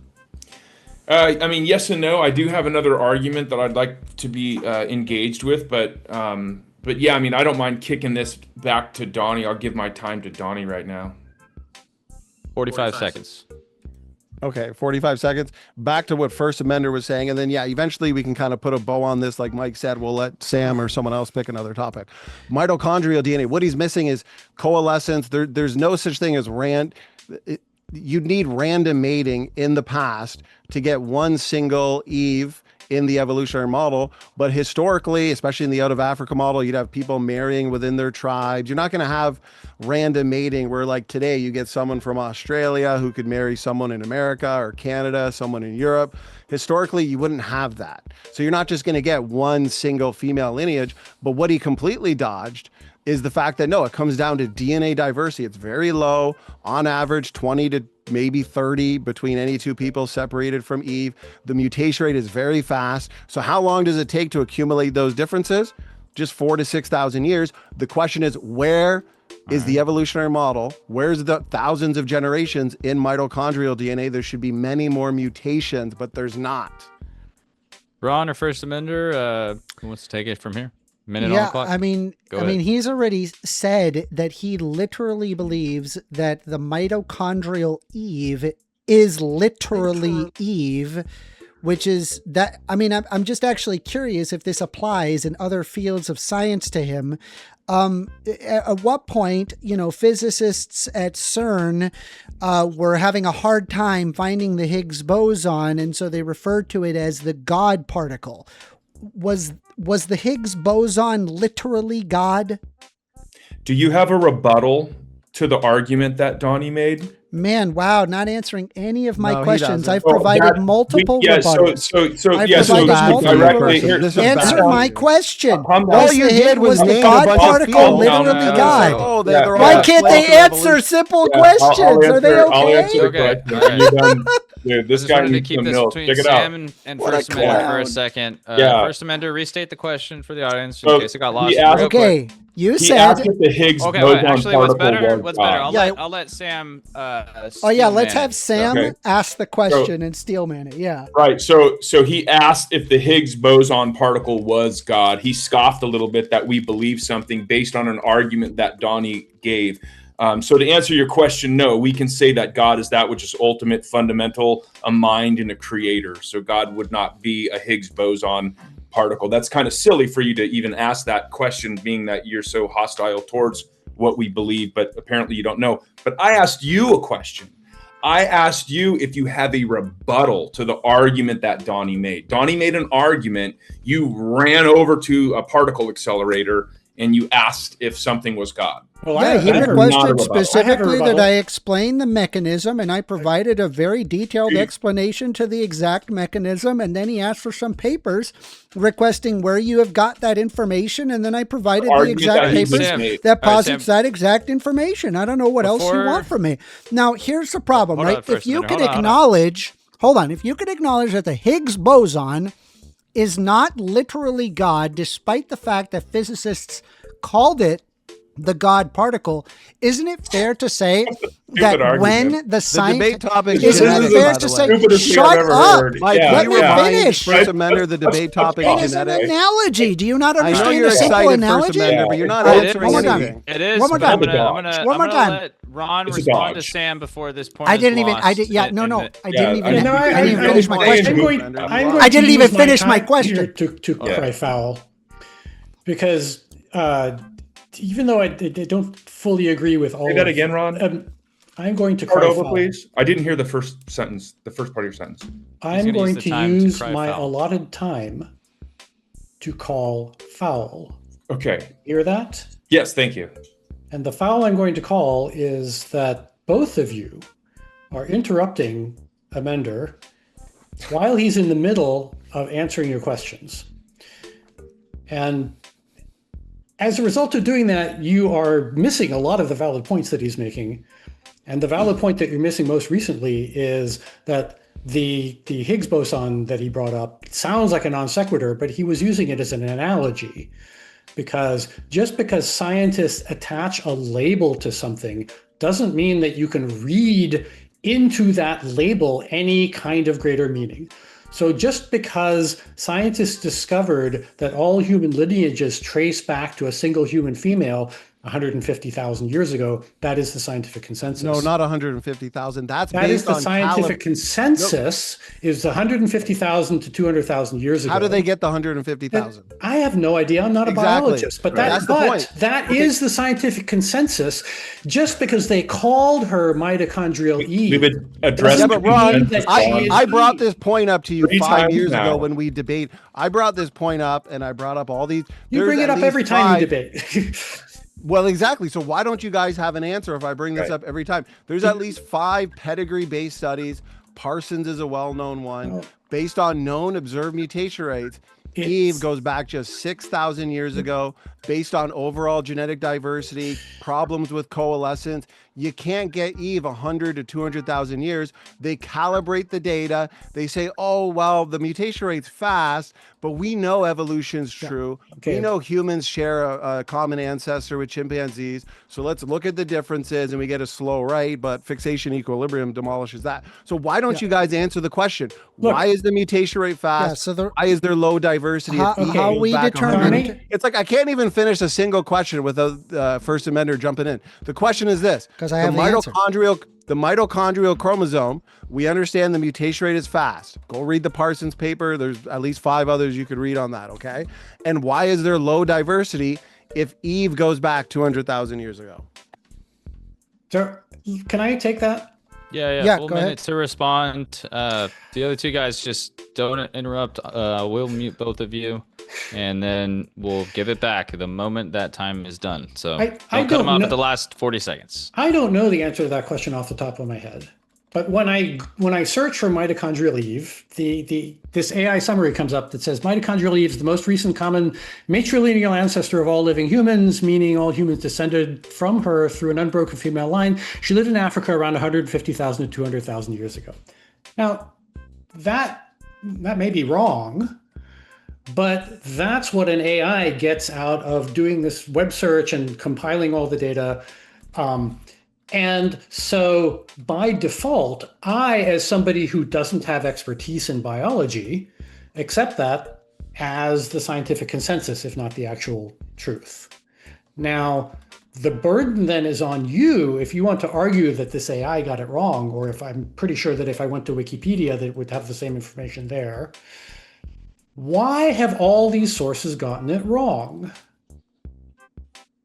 Because they're calibrating the data since they assume evolution's true. Again, why? Why would an AI assume evolution is true if it wasn't? Well, you got to ask AI the right question. Ask AI, how do they get the 100 to 200,000 years? And then they're going to say, well, it calibrates the... If you want to adjourn and reconvene with another debate specifically on mitochondrial Eve and give me a chance to do my homework on that, I will happily engage you on that. But all of these details are really beside the point. No, it is. Well, I just want to say this, Ron. I got to say, I think you're wrong there, because the question is, does genetics support creation or evolution? We've shown that the genetic data in the Y chromosome suggests that humans and chimps are not related. You have not shown that. I've shown the paper that suggests. No, you haven't. The Y chromosomes are less than 30% the same. Let me explain why you haven't. Okay. And the mitochondrial DNA, because you just said you'd have to come back and prep for. I understand. That's a major point, though. All of this is going way over my head. I don't understand these details. I'm not a biologist. I've not studied biology. Amender understands this stuff much, much better than I do. But he doesn't understand it very well. I can tell you that. Anybody who understands it looks at First Amendment and said, that's a low bar. But I'm not a biologist. I just read. Let's see. Yeah, you read and misunderstand what you read, and you still haven't explained anything about the heterochromate. You're not explaining why there's low diversity in the mitochondrial DNA. I'm not a biologist. I've already explained that. Are you a biologist? Well, then I guess the debate. I've studied this for Donnie, years. Are you a biologist? I'm not a biologist. I don't have to be you're not a biologist, Sam. You're not a biologist. But I quoted papers and showed papers written by biologists. I'm getting to that. But nothing follows from that, Ron. Do you have a PhD in communication? Why can't you guys, and Ron, because you have a PhD, that suggests you have critical thinking skills. Right. So I'm just wondering, and I like you, I love you, so I don't take this the wrong way, but we did debate the Adam and Eve question 5 years ago. I brought up mutation rates. If you go watch my opening statement, then I brought up a bunch of these papers.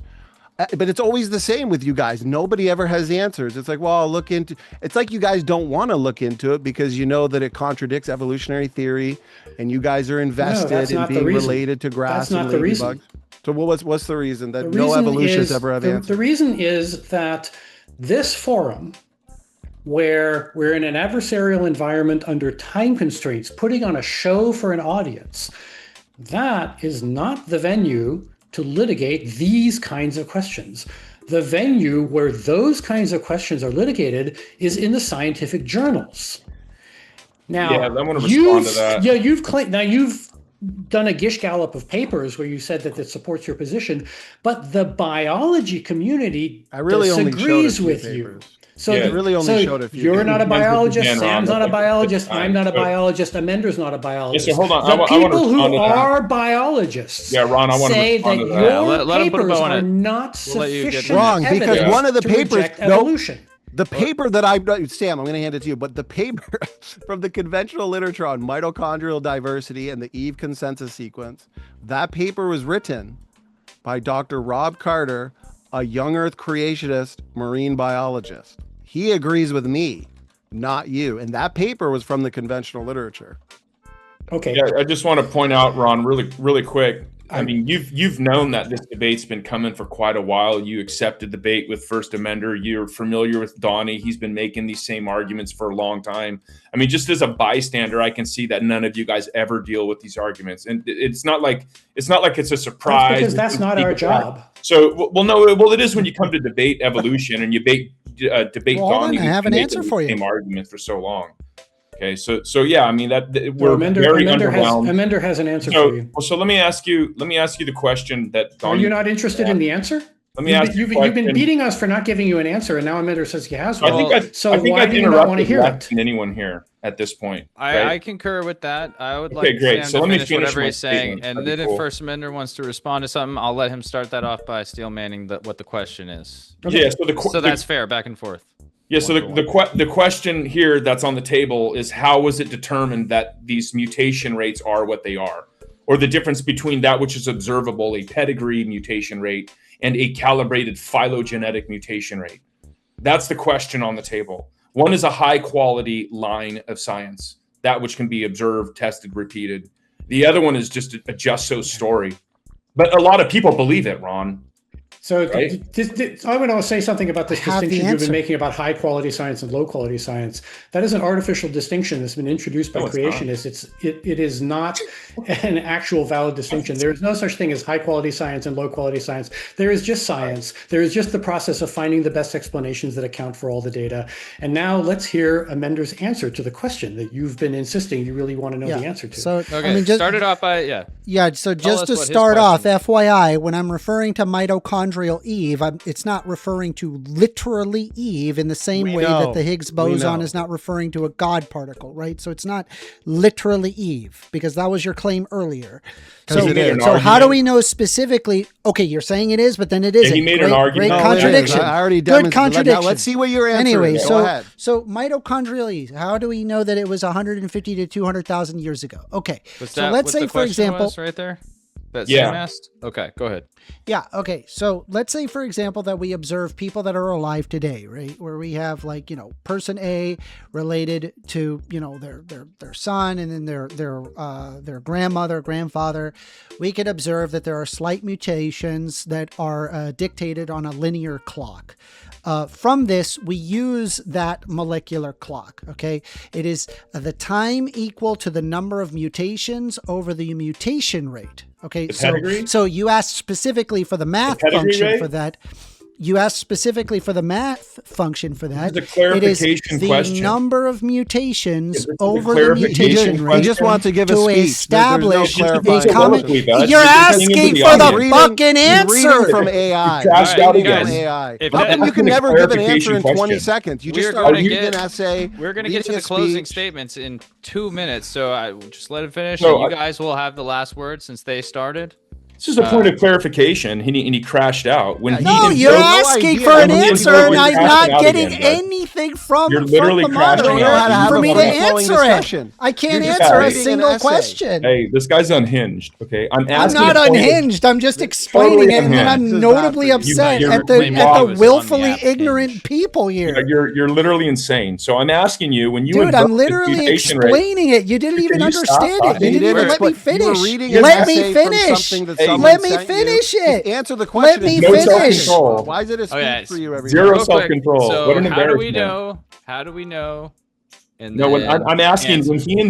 when he invokes the mutation rate. I was I'm asking explaining if it you start- step by there you step. go again. Is he someone, allowed like, to ask a clarifying can question? you guys to mute first? this No, guy? I'm He's asking insecure. Totally on specifically. him. Allow him I'm to trying ask to the question, explain and then your you can question. continue. You already asked the question. Really hard to fail. Moderator. Moderator, can you moderate Can these you two mod? so I I'm can gonna have answer to the mute fucking everybody question? here. What a fucking not a clown. clarification He question. muted Let's me get the and not the clarification out two of the way, 'cause I don't wanna waste douchebags. the last 3 minutes that we had. Now a minute and a half on everybody saying you're interrupting me. Why am I so go ahead. muted when I'm Because I want to hear what the clarification is before you complete. And Hold I'm on. going If to give they're you the if full they're amount of asking time. a question, Hey. I'm explaining it rather than you muting Why them, are you being still talking? argumentative and Why are you interrupting. still You're talking? Because instead muting It me. erupted into chaos because you won't just let the clarifying happen now after we've already gotten Oh to my the point God. of the interruption. Hey, so that's it's how already been you know- interrupted. It's This already is been- ridiculous. So I'm That's trying how to you just know hear they it. took the L right here. So I'm Okay. trying to we- hear it so that that's So the last.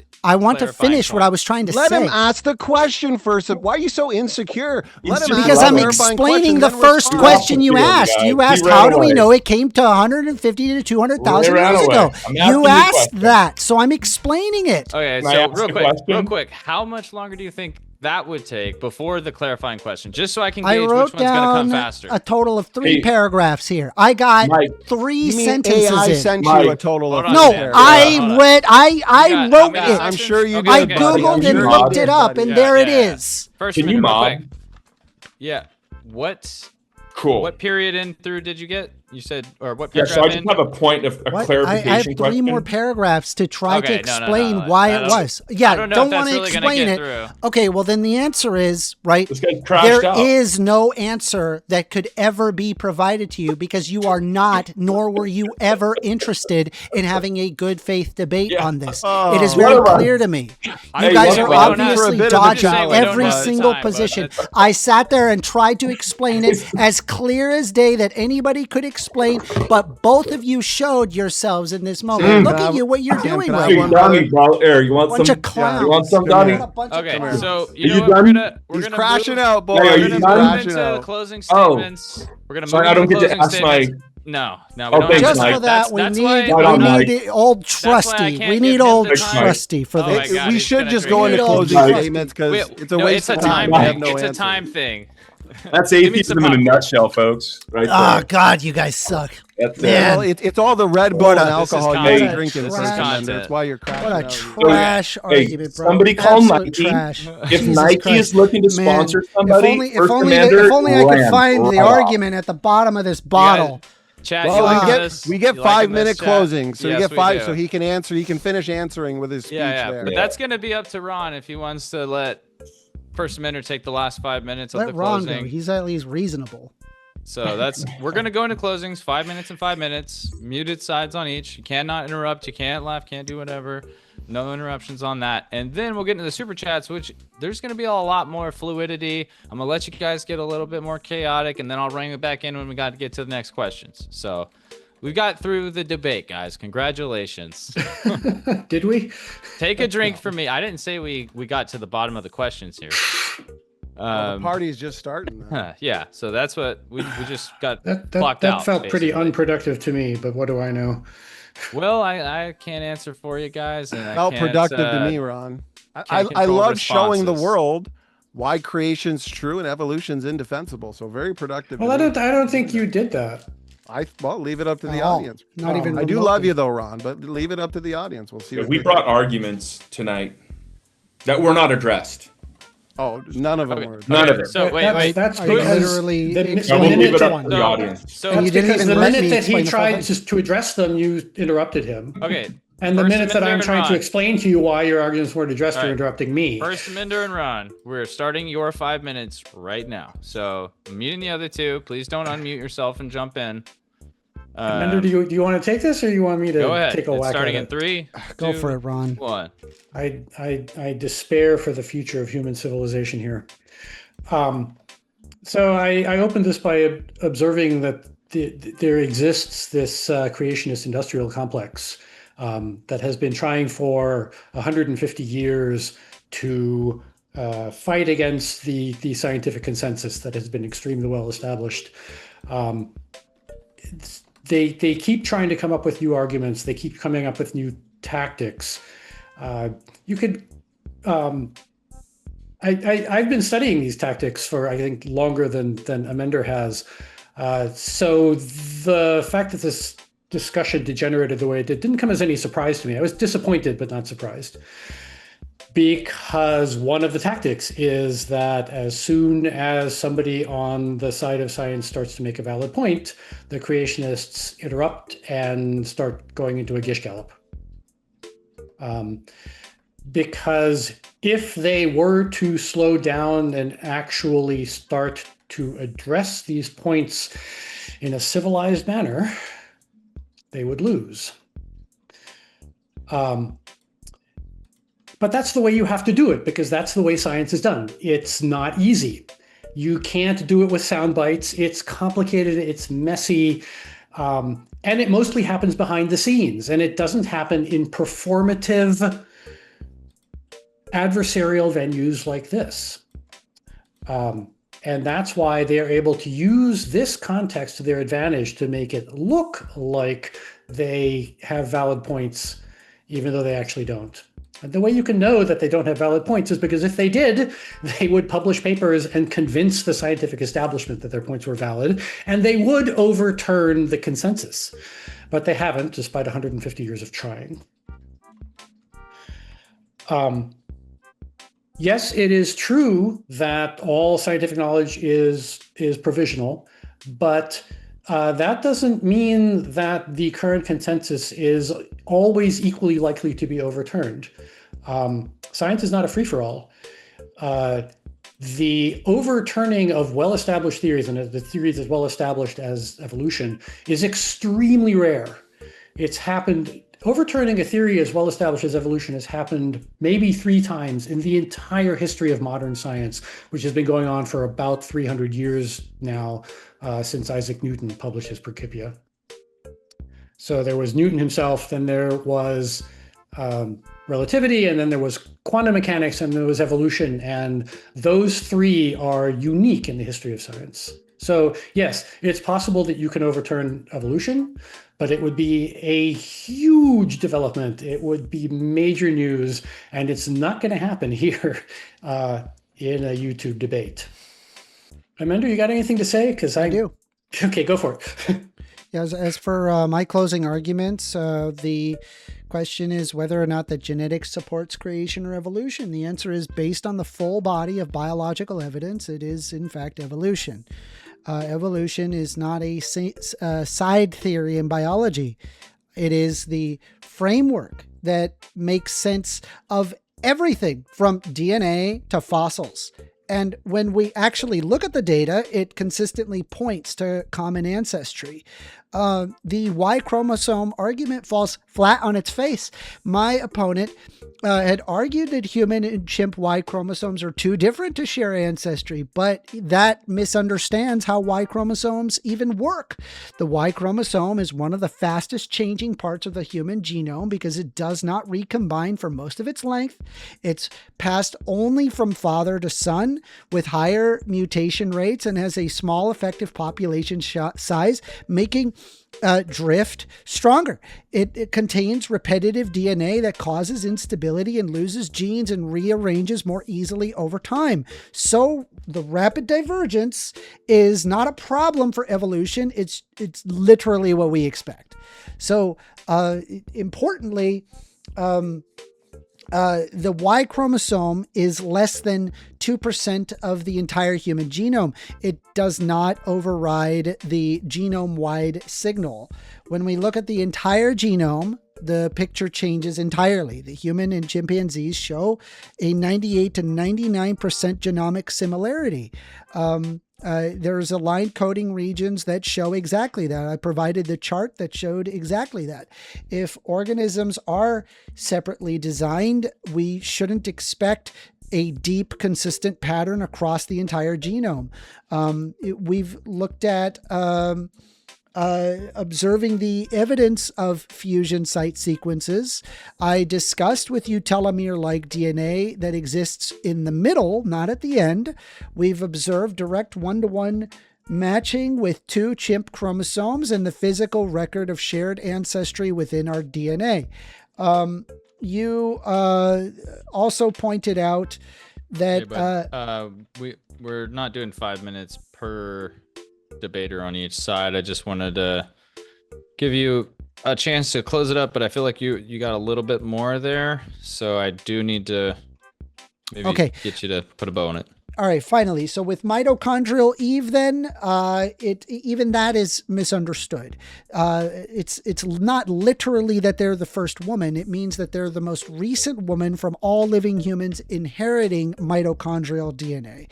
Using mutation rates and population models, we estimated it lived about 150 to 200,000 years ago, which matches exact early human fossils in Africa. I didn't even get to that. I wasn't able to explain that, but that is what we found. When you look at the full data sets, there's not isolated parts of it. Genetics overwhelmingly supports common ancestry. The Y chromosome is not a problem for evolution. There is not to reject evolution.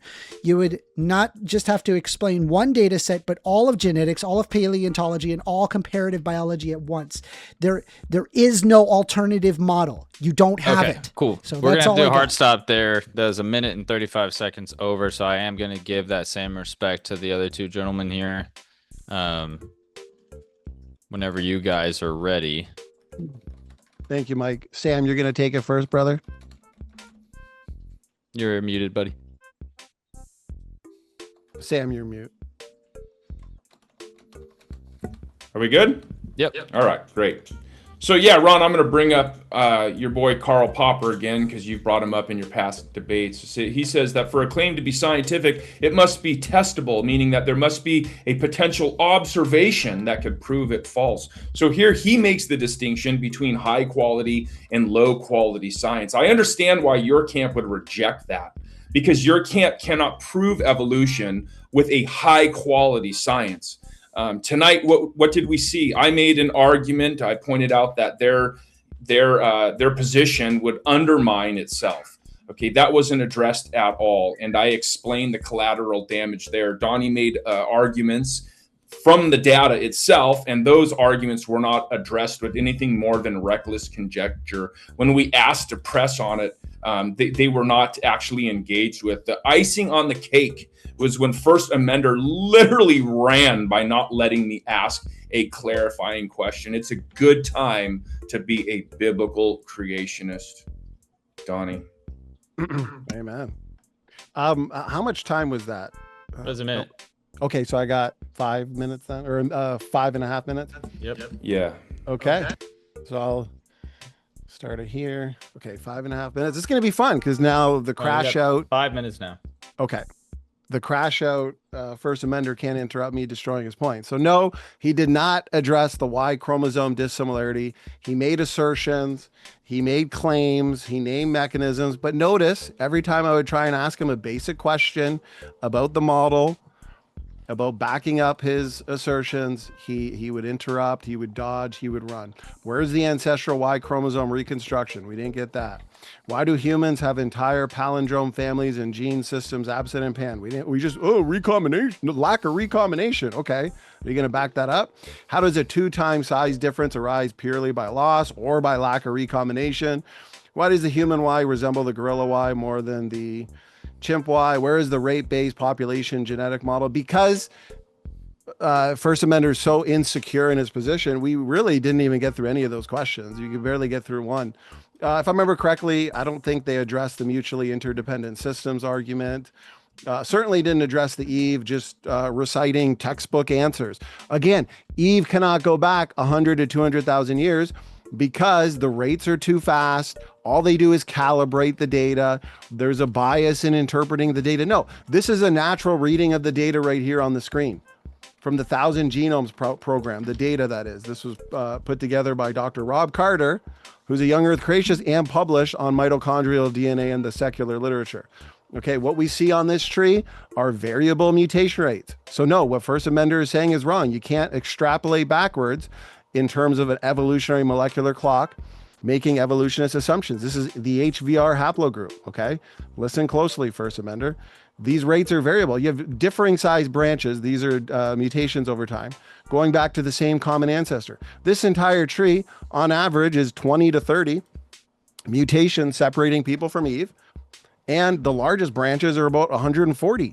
It's trivial. You can only take this DNA diversity back 4,000 to 6,000 years. How do you actually get? They never backed up their assertion that Eve goes back 100 to 200,000 years ago. Plus, historically, you're not going to have random mating. So you're not going to expect just a single female ancestor like First Amender asserted, because you'd have people intermarrying within their tribes. So in a way, you should have multiple mitochondrial DNA lines if deep time evolution were true. Then you bring in Neanderthals. He mentioned Neanderthals. Bring in Neanderthals, Denisovans, bring in Heidelbergensis, and they split off before, apparently, according to evolution. So they'd be accumulating their own independent mutations in the mitochondria. We should have a ton of mitochondrial diversity if evolution were true. They didn't address any of that. Nothing but rescue devices. Neanderthals, they were known to be highly inbred. They would have had mutations in DNA repair enzymes, leading to more mutations accumulating. Faster rates of fixation. They existed in areas that were exposed to more uranium and radiation. That explains why they're different. So no answers to any of that. This is directly from the conventional literature here, showing low diversity in mitochondrial DNA. When it comes to ERVs, pseudogenes, did not get any explanations for how, according to the evolutionary model, we can get endogenous retroviruses if First Amender's correct. How do we get ERVs that are functional in embryological development? Notice paper after paper, increasing knowledge. Over 80% of the genome is active. That means these mutations that accumulate, they accumulate in non-neutral regions, leading to rapid and accelerated genetic degeneration. So the mechanisms that they claim to take their fish to fishermen, to take their pond scum to people, they're inadequate. The mutations are largely overwhelmingly deleterious. Here's some questions that First Amender will dodge. What is the evolutionary pathway by which an LTR evolved? Show the mutation by mutation pathway. How does random viral insertion produce coordinated development timing? Endogenous retroviruses don't, it's the differences that make all the difference. If deep time evolution were true, we shouldn't find these hierarchical signatures and the strong level of homology in DNA sequences, because mutations over time would actually scramble those signatures. So creationists, we can explain similarities, we can explain dissimilarities. There's also discontinuities in fossil data. He brought up fossil data to run away from the genetic data that absolutely demolishes them. But we find discontinuities there. 10 seconds. Discontinuities. The chromosome 2 fusion, so-called, is an apomorphy, doesn't help them at all. There we go. All right. Guys, please don't jump in and start talking about each other's closings just yet. We're going to get into the super chats here. Funnest part of any debate on MDD. This is not an Oxford debate. We're not scoring points. That's more for the audience to kind of take in. But we do the super chats and allow people to respond to those however they want, as long as it's TOS approved. And we got a few here, and I'm sure once we start, there'll be some trickling in. It's 9:13 Central, 10:15 Eastern. So what we're gonna do is we're gonna try to give about 1 to 2 minutes max per question. And then if you guys go back and forth, please keep it as brief as possible. Don't list off 20 things, just ask a question or answer a question. Mike, maybe totally up to you to keep it coordinated. What if, let's say the questions for Ron and First Amender, they get to respond for 1 to 2 minutes. Sam and I could do an uninterrupted 30-second, just real fast response. And then they get maybe the last 20-second response. And then if the questions for us, and then that way we're not over talking. Just an idea. That sounds reasonable. The thing is also, I know that no matter what, someone's going to respond to a response, and that's where it starts trailing.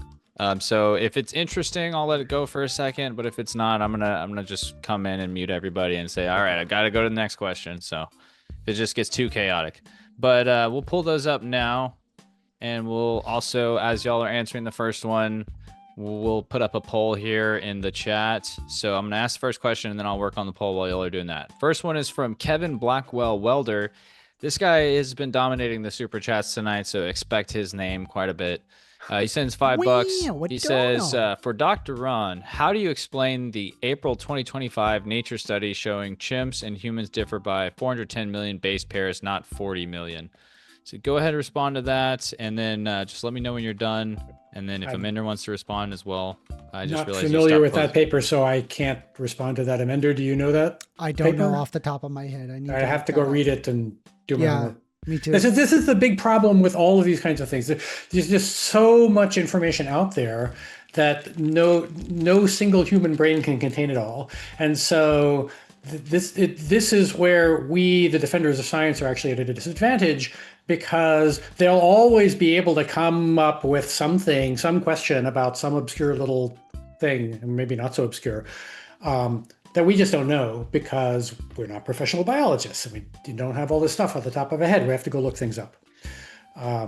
So don't, for the audience, they want to claim victory because they've asked us questions that we couldn't answer off the top of our heads, but that is absolutely not the case, because that's not how it works.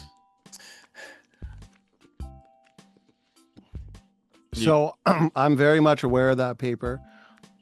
This tells me that evolutionists, they're not up to date on the origins debate. That's why it's easy to refute evolutionists these days. They're not up to the 2024 paper on the most sophisticated analysis looking at the genetics of the great apes and humans. This is a major paper. I mean, this has been talked about everywhere. And then both of these evolutionists, and Ron says, oh, the side of the side of the science is not those who believe they're related to ladybugs and banana plants. We demonstrated that here tonight.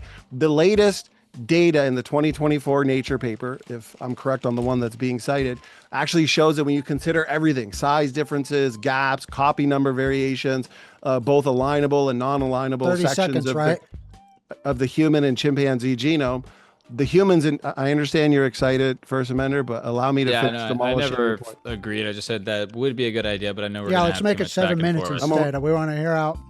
It hasn't been, but I understand. We want to be fair. He's excited. He believes he's related. He's excited. He believes he's related to banana plants. He was demolished here tonight. Yeah, so the overall genetic similarity now is actually about 85% when you consider everything between humans and chimps. But you know what? I love the Y chromosome because it's less than 30%. It's the differences that make all the difference. And I'm still waiting for First Amender to offer me a sophisticated mathematical model. I'll be waiting a long time, I'm sure, though. Can I have the last word here? Go ahead, and then I'll ask the next question. If this paper was the breakthrough that you claim, why hasn't it been front page news? It has been. Not in any of the papers I've read. Well, you got to get out of the Arthur books and the Franklin. You got to get into the literature, Ron. Are you, what's your favorite Arthur? He says you have to get into the literature while also saying mitochondrial. If this were true, it would be front page news on the New York Times. It was front page news, Ron. Not on the New York Times, it wasn't. It was everywhere. I do read the Times. It wasn't in the movie trailers before. No, it would be the biggest scientific breakthrough in the history of science. Ron, and it was hotly discussed. Ron, discussed. Standing for truth isn't in the literature himself. He even said, how do we get endogenous retroviruses in embryos? It exists in the human genome, you How moron. do you get embryological development as a function for ERV? Explain. Hey, show me a paper right now. Embryological function. Well, you could either have something that's fit versus not fit to deleterious. If it was deleterious, it would cause them to die off, as opposed to if it was fit versus do nothing. And that's what endogenous retroviruses do. I know you don't like questions. Show me your best paper. I want to see a non-functional endogenous I just explained endogenous retrovirus. You're like, how are they in embryos? You didn't explain anything. The beginnings of your sentences you haven't are done starting in the middle of mine because you're scared. Idea what you're talking about. You're a whiny baby. You're a crap. Even your own side in the not an argument. I literally was explaining the argument, and you didn't like it, and then you had to interrupt every moment. Can we go to the next question? You're really falling down in your moderately duties here. Show me the best paper that takes He's muting me! endogenous retrovirus. Hold on. Look at the crash out loser. He's muting me! I gotta mute you too, man. You- I'm not gonna let that go back and forth too much longer. Like I said, I was looking through to start this poll right now, so that I was taking a second to mute both of you. I was trying to do that equally, couldn't get it done. Relax, Amanda. So the thing is that's gonna be probably a separate debate topic. We don't got time to go through and have him point out a source like that in this super chat section. We're just gonna get to the next super chat and appreciate you guys just bearing through it. I understand, there's points you want to get to, but it could come up on one of these other questions. So let me know. There is one that was missed from Even Lord here at the last debate, but it is relevant. He paid money for this, so it's relevant to this one. What is the basis for objective truth, and how is it justified? Matt, since I did cut you off, or Donnie, since I cut you off, is it Matt or Donnie? I've been calling you Donnie this whole time. Donnie. Matt was my partner last time. Got it. Raw Matt. That's right. Okay. I was Come feeling on, bad James. for a minute. Get it together. I'll let you answer this one first. What is the basis for objective truth? How's it justified? We'll let Ron or Amender respond, and if Sam wants to get in on that as well, you're welcome to. Okay, I got to run to the restroom real quick. I've been drinking a lot of water. Can Sam take this on my side, and then Totally. Yeah. I just cut you off right in the middle of that. No, you're good. Sam, go for it. You're Who good, was it for? Was it for us? It's just for the all four debaters, I would suppose. Yeah, so we would say truth is that which comports with the mind of God, and that's going to be a difficult epistemological question. So if you don't have a foundation for fact, then you're not really going to be able to say that anything is true in an objective way. And on those terms, if your foundation is something that you could be wrong about, then anything built on that foundation could be false also. And that's going to be the problem within our opponent's system here. They have no foundation for fact, and if they understood the argument that I make, they have no reason to trust their cognitive faculties at all. But here they are. Yeah, go ahead. The foundation of all logic and fact is a non-anthropomorphic source. Done. Can I take this one? Go for it, Yeah, Ron. sounds like he's done. Do you see this coffee cup? Sam, do you see this coffee cup? What did Bertrand Russell say? Do you see this about coffee that? cup? Yeah, I see a fact that was Amender, do you see this coffee cup? Mike, do you see it? I'm raking the poll right now. You see me tapping my finger against it, right? We all agree that there's a coffee cup here, right? No, we agree within the Christian worldview that coffee cup is intelligible. But within your system, do you agree that there's a coffee cup here? Yeah, I believe that within the Christian worldview, yes, that coffee cup is intelligible. You can't admit a simple thing like there's a coffee cup here. It's not that simple, Ron. Okay, I think it is that simple. Mind you, I ground all facts and logic on the basis of a non-anthropomorphic source. The best explanation for the fact that everybody that I encounter who is not trying to obfuscate a point will agree that there's a coffee cup here is that there is in point of actual fact a coffee cup here. That's just the most straightforward explanation for what I observed. That's it. So yeah, a coffee cup is not made of coffee cup. It's made of smaller particulars that are but they're called atoms, right? Well, and then even atoms, you're going to have atoms are unified. Those are particulars that are unified, and they consist of smaller states of unity. And you're going to get down. I have no idea what you mean by unified and states of unity. Is an atom made of atom? Atoms are made of subatomic particles. Great. So subatomic particles that are then unified. So we're invoking states. I don't know what you mean by unified. Subatomic particles are. If you really want to get into the weeds here, we're going to end up in quantum mechanics. Yeah, wait, Ron, so you don't know what unified means?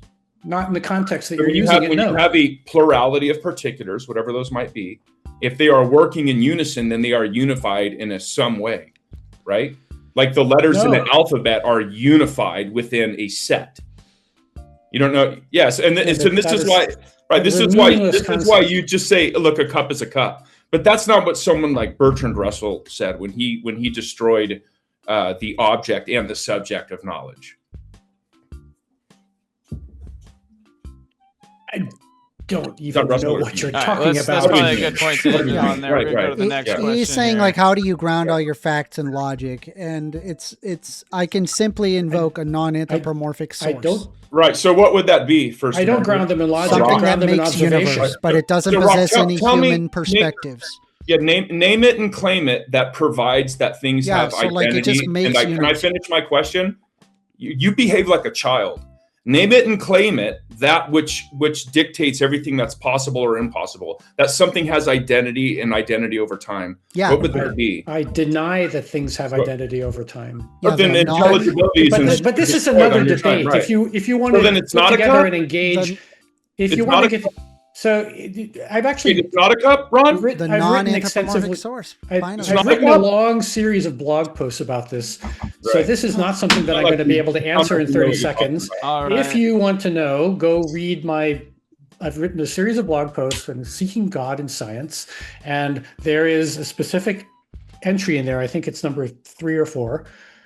The title is chairness, because that's the where I first encountered An this. abstract category. Yeah. right? So Right, okay. I address all this, and I'm happy Right. to go get into the weeds with you on Cup at this. T1 But and it's T2? not something we're going to be able to do in 30 seconds. Is this a cup at T1 and T2? Yes. See, I mean, that's a coffee cup fallacy, is Right. what the chat's So, saying. yeah. So we're gonna move on. Fair enough. It might be. Appreciate you guys' spirited input, and I just want to remind the chat we are in the Q&A, so this is not going to be as cut and dry as where I'm going to have to cut in and cut everybody off and say we're doing timed responses. I'm just going to kind of let it go for a little bit, and when it's going on too long and I'm running out of time to ask the next question, we're just going to move on. But I want to give people chances to make their points, but like Ron said, sometimes points are going to take a lot longer. Next one here is from Even Lord again. He says, do you think the Animal Planet channel damaged people's belief in evolution when they made and aired their Mermaids and Last Dragon pseudo documentaries? And that's going to be for First Amendment and Ron. Go ahead. I don't know if it was specifically those documentaries, but I'll be honest. I think that when we have removed scientific research and instead put in place internet podcasts and entertainment, it has resulted in the dumbing down of society, as well as the rejection of higher science and learning has also resulted in, there's also the teaching to the test and the fact that we don't, that we allowed cell phones and smartphones throughout grade And school. frankly, YouTube debates, I'm sad to say. It is sad. Yes, that too. But you believe you're related to a dung beetle, and you call that science. You And a share a walking common stick, right? ancestor, a very That's distant funny. common ancestor over the course Yeah, of that's your hundreds of millions assertion. of years. That sounds like- You're not that's your story related in to a fairy dung tale. beetle, Hey, listen, Amanda, right? Like you behave don't like a possess child, a huh? vertebrate, right? But You're you, evolving back into a child before our eyes. Maybe you guys are right. I mean, I'm just What's going explaining on? to you the reality. You just He's, don't he's like just the very answer. excited. He gets the chance to Yeah, get I do refuted get very for 3 excited, hours. but Remember- I've explained So it. I wanted You to just don't reiterate like the something because answer. they're yeah, because you I'll, just I'll very just clear ask Mike. answer. I'll just ask when I'm allowed to talk since Yeah, First just Amendment. let us know can't when you're control done. himself. Fucking cashing clowns. out. He can't control him. You see Yeah, what I no mean? That's correct. I He's a- cannot he's a control crash myself. out. You He's a guys are crash out. clowns. You guys are Hey, he's walking, a Okay. talking All right. Get in there, buddy. clowns. So you just You are you just side let us know freak when we shows have permission nobody to cares respond. about. All right, First Amender, I'm letting everyone answer that question. So it's time for these two to get it out real quick, and we're going to move right on. The hard alcohol's kicking in, folks. Well, it's been kicking in all day, You know, probably all week, drinking really. since morning. So you'd have to be drunk to believe you're related to grass and ladybugs. So That's at least the fact. person who came up with that. Yeah, that again So is not it's the fun. Oh, argument. see, he can't control himself. No, so- well, Put the hey. bottle down. I get it. You're excited. You believe that life came from non-living chemicals in some warm pond billions of years ago. It's very cute. I- But It's not the notice how argument. see, he can't All right. control himself. Okay, See? yeah, dude. Don't He's very unmute insecure. He's yourself not when I confident. mute you because I just want him to hurry up and say what he wants to say so we can move on. And Donnie, if Yeah, you we could do got to keep let the Christian nationalists the- talk. Go ahead. Donnie, keep Well, the I'm pointed just insults proving that he to can't a little control bit, himself. a little bit lower there so he doesn't feel motivated to respond every 2 seconds to you. I'll That way treat him we like a can just- child. We can just I'll treat get him like a- your I get it. I don't answer wanna to trigger the him. question. I don't want to trigger the little There's child. going to be plenty So- of time for triggers later in these other questions, but yeah, you don't need to go over the line to do it on your own there. Okay, so Ron and First Amendment owed to documentaries and this and that, or getting people away from hard science. Good. No, it's just assertion and claim after assertion and claim that it's evolutionary theory or naturalistic origins that is good science. Just one point, and maybe they can address it later, that wasn't addressed the whole debate. What about the origin of these mutually interdependent systems? What came first, DNA or DNA repair enzymes? Because the information for the DNA repair enzymes is in the DNA, but you need the DNA repair enzymes to actually fix all these DNA breaks, or else we'd go extinct after a few generations. Only the creation model can best account for mutually interdependent systems. That's real science. Evolution's not real science. Like ATP. There's a few. Oh, we're just giving them one. Yeah. Yeah. We could go for 10. You can give them the last word because I'd like to see their answer to that. I mean, the answer is simple. We simply don't know. We don't posit a God hypothesis when we don't know. Thank you. That Just argument concession is, after concession. Sam, did you think this debate would be this easy? Let them respond. Don't that argument is analogous to saying that because we don't know what Julius Caesar had for breakfast the day he crossed the Rubicon, that Julius Caesar must not have existed. So it's John, whoever told you that was a good response, go get your money back. They lied to you. It's not falsifiable according to Ron. So All right, we're going to the next question. Atheists deny science. They're not even interested in so these mega questions about origins. You guys need to do better. Just for the record, I came up with that one myself, so thank you very much. But all righty, everyone's muted. Going to the next question. You can unmute whoever unmutes first to actually answer the question and not just insult their opponent. We'll get that time. Like I said, there's gonna be plenty of other things in here that's gonna make you guys probably go back and forth. Kevin Blackwell Welder sends 10. He says, for first, so this is specifically, he says, showing that genes mutate doesn't mean that they mutate at the rate you claim. What specific species has been observed to be able to fixate an average of 44 mutations per generation? He said, specific species, I guess. So this is where it gets into some really complex statistics and careful analysis and looking at genomic sequences. It's not as simple as, like, I tried to answer it in 3 paragraphs when in reality, like, this requires like a full genomic sequencing course lecture where you have to already understand like some pretty complex statistics to understand. And so I can't adequately answer it to you without like a 2-hour lecture to explain it. I hope that, I'm sorry, I understand that that's not a satisfying answer, but that's the reality. This is you're asking a very complex question and it is answered. It's just, it's hidden in some pretty complex math. My turn. So trust me, bro. Yeah, I want to say this. Me, bro. One at a time. So here, my turn. First Amendment, and try to contain yourself. I didn't interrupt you. First Amender, rather than just answering the question, he spent 1 minute explaining why he can't answer the question. So instead of just forgetting about to use that minute to answer it the best, he wasted the whole minute to explain why he doesn't have an answer. We've shown in this debate, past debates, presentations, articles, we've gone through all the literature on mitochondrial DNA, Y chromosome mutation rates, showing from Parsons and Howell, okay, up to all these different papers with the Y chromosome showing that it's looking at the supplementary material 1 to 3 per generation, showing the overall diversity, going through the phylogenetics, showing that the rate combined with the diversity means that the Y chromosome and the mitochondrial DNA are young. Fixation. No, you haven't. The time it takes for these mutations to get stuck in place. That's another major problem for the evolutionist position because they believe in the out of Africa theory where fixation rates were actually a lot faster in the past, which means that Fatuma, he points out that the nearly neutral mutation rate approximates the fixation rate. So guess this is the last thing I'll say. Your observed rate's fast, your fixation rate is fast. There's no hope for evolution. If you wanted specifically the statistical model, it's called coalescent modeling. You can look it up yourself. I apologize. What is coalescent model? But you haven't shown the things that you claim to have shown. You have not shown those things. You've waved a bunch of papers in the air and claimed that these papers show these things, but you haven't actually shown it. And that's because you can't. No, it's that is actually showing. So he actually showed it, right? Yeah, I did, Ron. Right. And Ron, that's not what showing something. That's not what showing something looks like. So Ron, just save yourself the embarrassment. You already admitted you don't know the topic, so don't make assertions that we didn't show because the things we showed, you admit you don't understand. So how do you know if we showed it or not? I mean, if you wanted specifically the model, it's coalescent theory. Yeah, I already explained. Oh no, Mike, I got to ask him. I explained twice why coalescence doesn't work. 2 questions. What is coalescence? Secondly, reiterate my argument why it doesn't work. Go ahead. It's a model of how alleles. What is it though? I'm explaining it. Yeah, Coalescence it's a theory. model. What's the definition of it? Yeah, it's how alleles are sampled from a population which may have originated from a common ancestors. The simplest, in a simple case, you could have example where coalescence theory assumes We get zero you defined it. You recombination. don't need a lecture. Reiterate why I said that doesn't work. Go ahead. There is no way that I could Yeah, explain you this. weren't You're listening. You interrupting every clown. You moment. weren't listening. You're the You clown. believe you're the one related to interrupting Ladybug, me you're at not every- responding to at every anything we second, said. and you're asking for explanation. And as soon as Reiterate my- it's even even if you don't- remotely, maybe like you don't if it's agree with longer it. than like a TikTok feed, you then get upset and then say you're not answering it. the question. Yeah, because I I'm asked you, trying to what was answer my it. You won't listen. I don't know what to What tell was you. my response? You're an What was my idiot. response Go to be your a claim clown, about you coalescence? fucking idiot. Go fuck You're off. a crash out. Yep. I'm What was crashing my out. You're an idiot. Yep. What was my response? And notice he has no answer. Mike, all I'm asking him, even if he disagrees with my argument, he said coalescence earlier.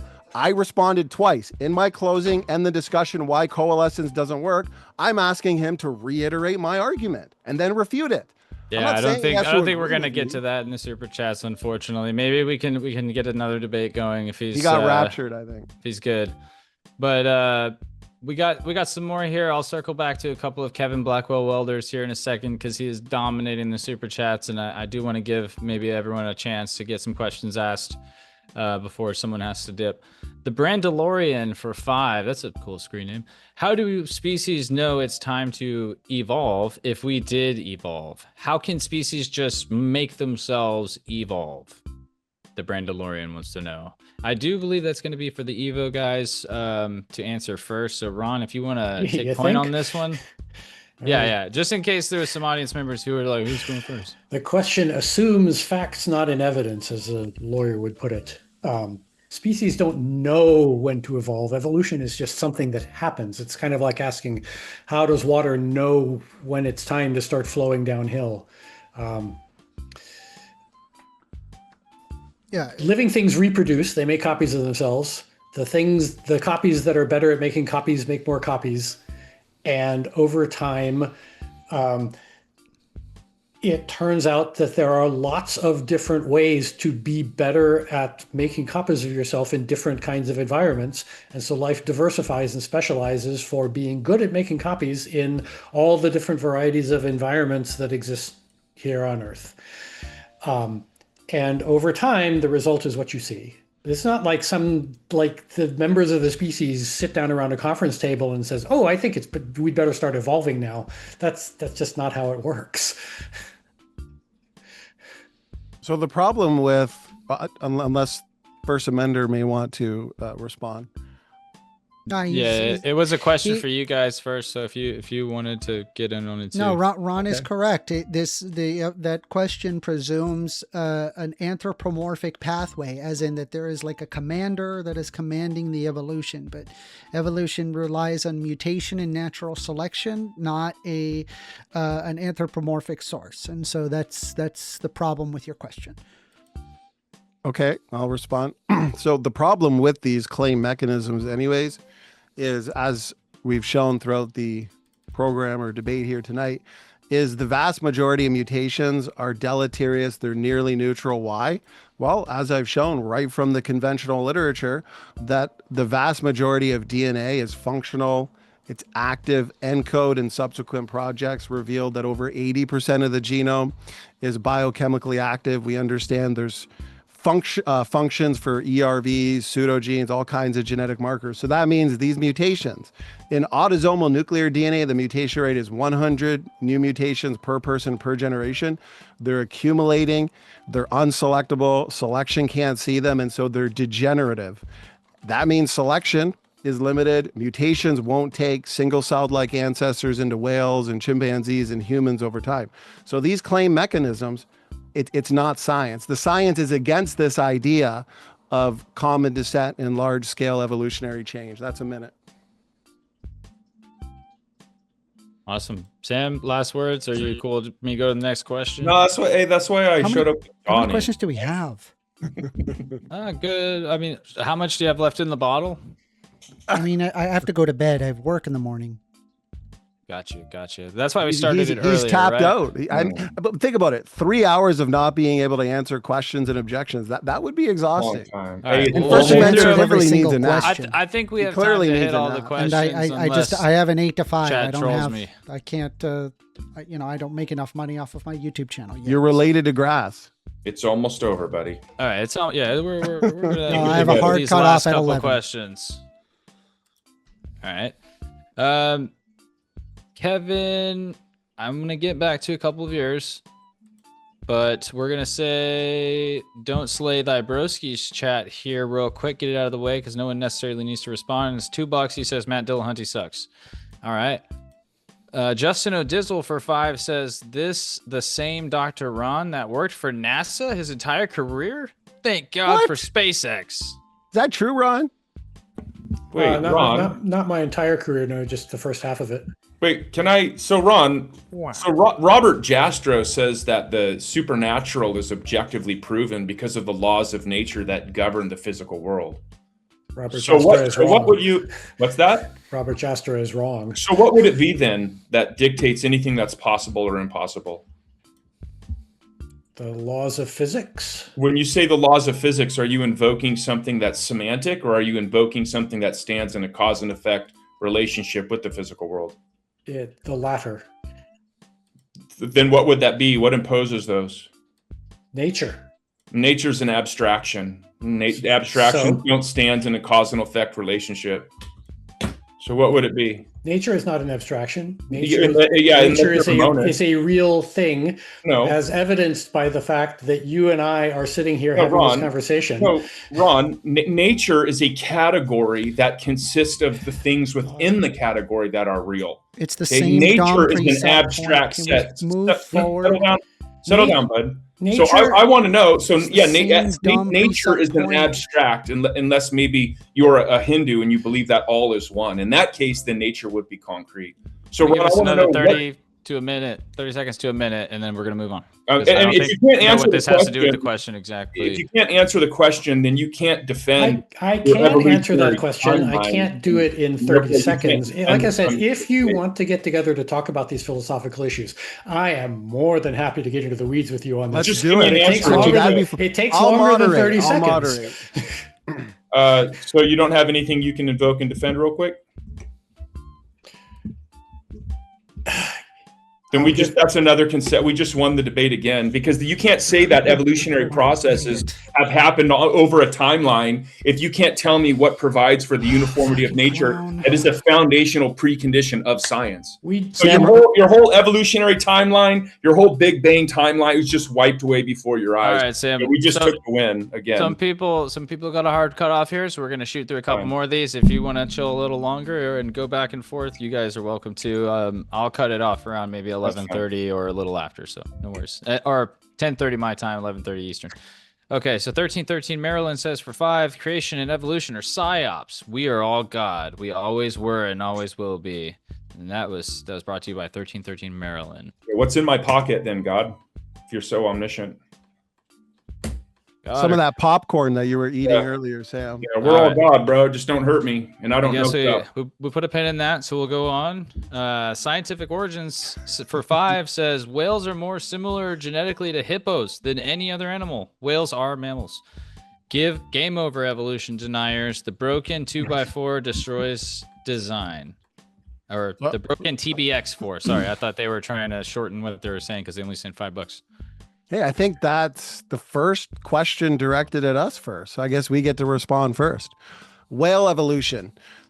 As I said earlier, it's the differences that make all the difference. Okay. We would expect the nested hierarchical patterns in the same way that human engineers design in hierarchical patterns. We'd also expect God to do the same.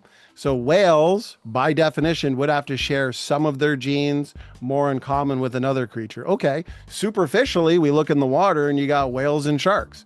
And so automatically you might think, their physiology, their genetics, their organs, their structure must be more similar. But no, sharks are considered a fish for reasons, and you have whales are considered a mammal for reasons. Okay, this is the whole point of classification: kingdom, phylum, class, order, family, genus, species. The whale doesn't care how you categorize them, neither does the shark. But it's fun to look at their genes and classify them. So some genes are shared or similar with the hippo. Okay, that makes sense. Hippos are mammals. They have a physiology in many ways that is similar to the whales. Similarities are not going to help win the debate. It's the differences that make all the difference, and it's why First Amender, he didn't do a good job answering the discontinuities that we find in genetics. That's what helps creation better answer. Mid-explanation. I was so close to being done. You're doing just it right couldn't now. quite make I it. know I'm doing it to you. How's it feel? I don't mind at all. Douchebag. Hey, notice how you're the one doing the F-bombs, the name. I did name call you a little bit because it's fun. But Yeah, you're a you child. You need to be taught a You're an child. idiot Well, that but I wanted to didn't know listen First to Amendment. what I was trying It's to not tell fun Here's you. for the me, lot- guys. It's not fun for me. All I'm saying. I just want to put that out there. So Mike, here's you're the doing here's the great. last thing I'll If say. anyone hasn't told you, you're doing great, Mike.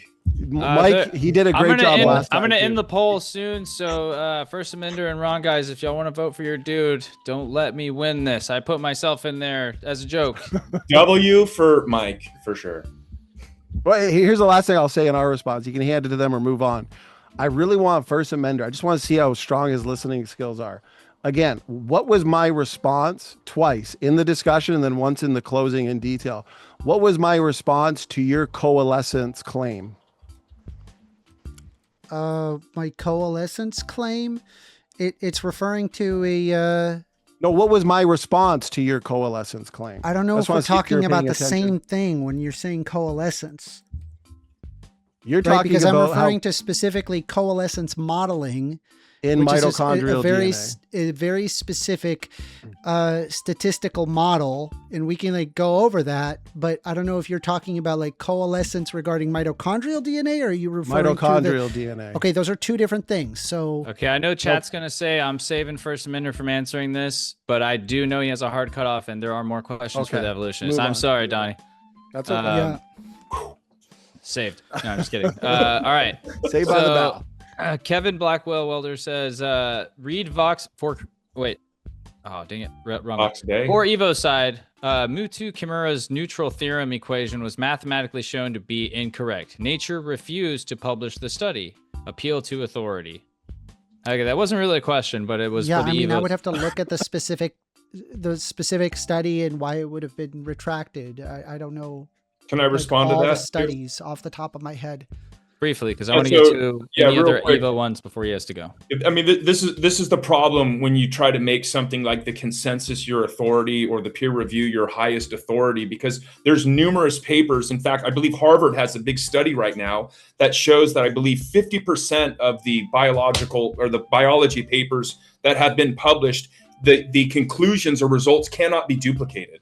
There's papers You're all bringing about up the the fraud and the replication peer crisis. review This is process. an Like unnatural it's in shambles, but yeah, it is a problem because It's when not. when It a just bad requires paper. Can I specialized finish my? knowledge that very few Can I people finish? have. That's all it Can I is. finish, Junior?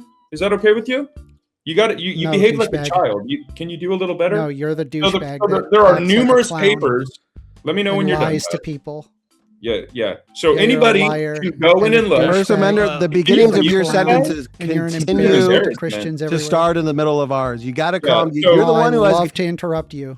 It's You're Yes, the one who but has a anybody can bedtime go in 15 online. minutes. because So you let Sam have finish zero his respect. So for other anybody people. can go So I online show zero and you can respect just to type you up piece of problems in the garbage peer douchebag review. who just spouts lies on the What's internet wrong with this for guy? money. Sorry, bro. Mike, It's if you, not if well. you I don't think he's if you don't put officially a stop to blacked this, out I'm from all I'm that. out. Like I this did. guy is I not got- well. I did. Ron, don't take it personal, Ron. No, I'm not taking it personally. I just yeah.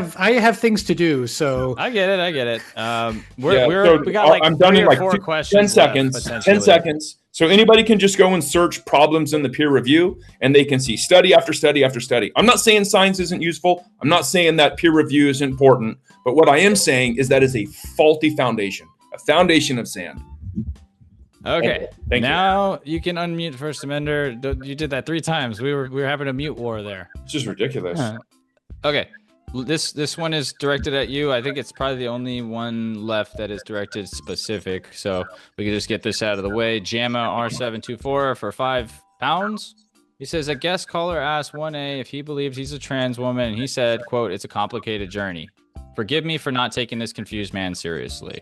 Got it. JAMA R724 said that. So I don't know if he watches your streams or Do you have callers? Yeah, I do. I take live callers. That's also a really fucked up thing to bring up when it's like you're talking about like a deeply personal thing that I'm dealing with, and it's not Online as, publicly though. It's okay. We'll just move on. We'll just move Yeah. on. Yeah, I We'll mean, just- I do. You so can't online answer a question publicly, without but- an F-bomb. Like, we'd Yeah. like to re-upload this to our Christian swear to channels, God. and it's just F-bomb after F-bomb. Like, grow up, act like a professional, put the bottle away.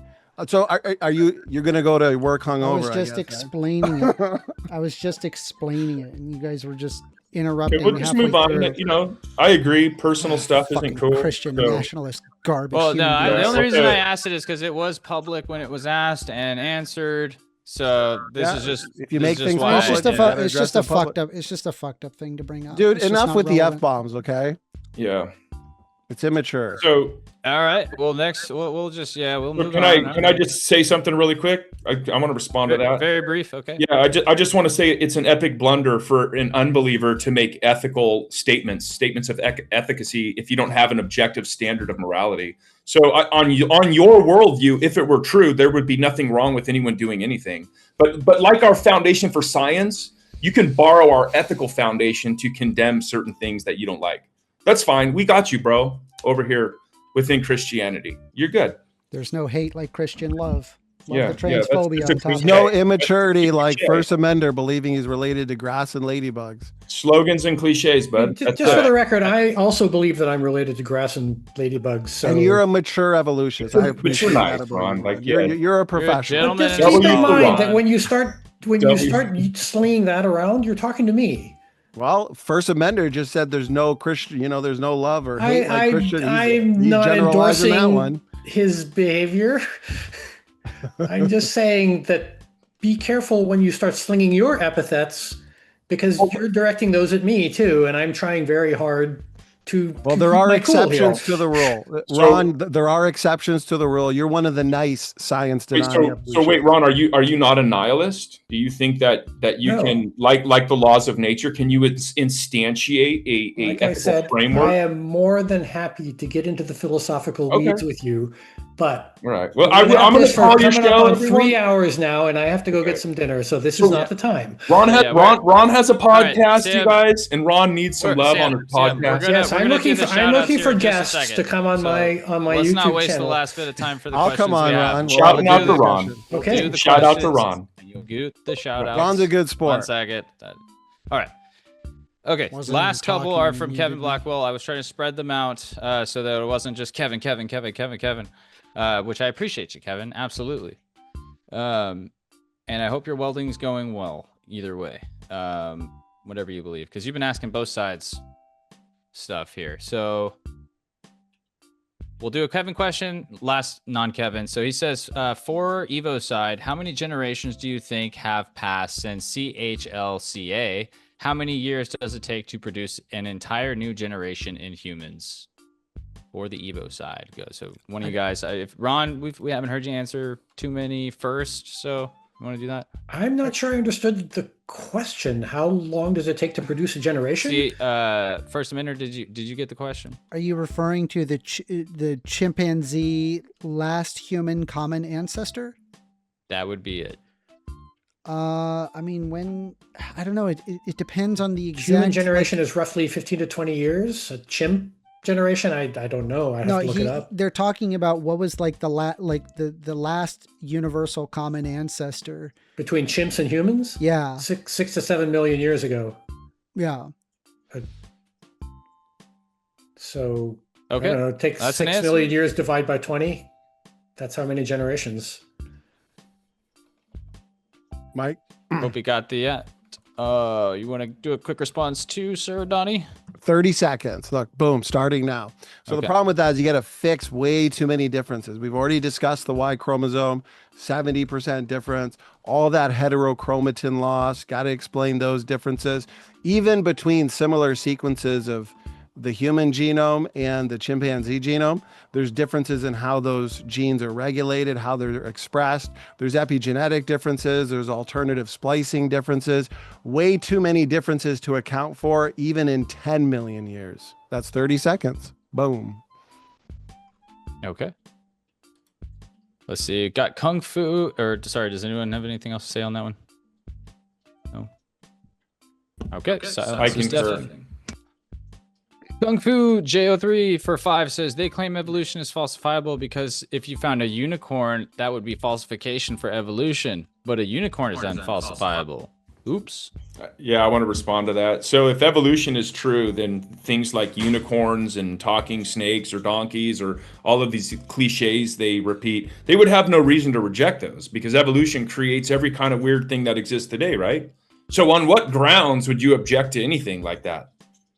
What metaphysical ground? Based on Or taxonomic epistemic ground? classification, that's physically impossible. Like a Evolution unicorn. produces You don't things have. Ron gave up physics. You don't have physics. Remember? We What? have those physics. are I the invoke laws a of the law. non-anthropomorphic When did I source, give and up Ron physics? Garrett appeals to nature.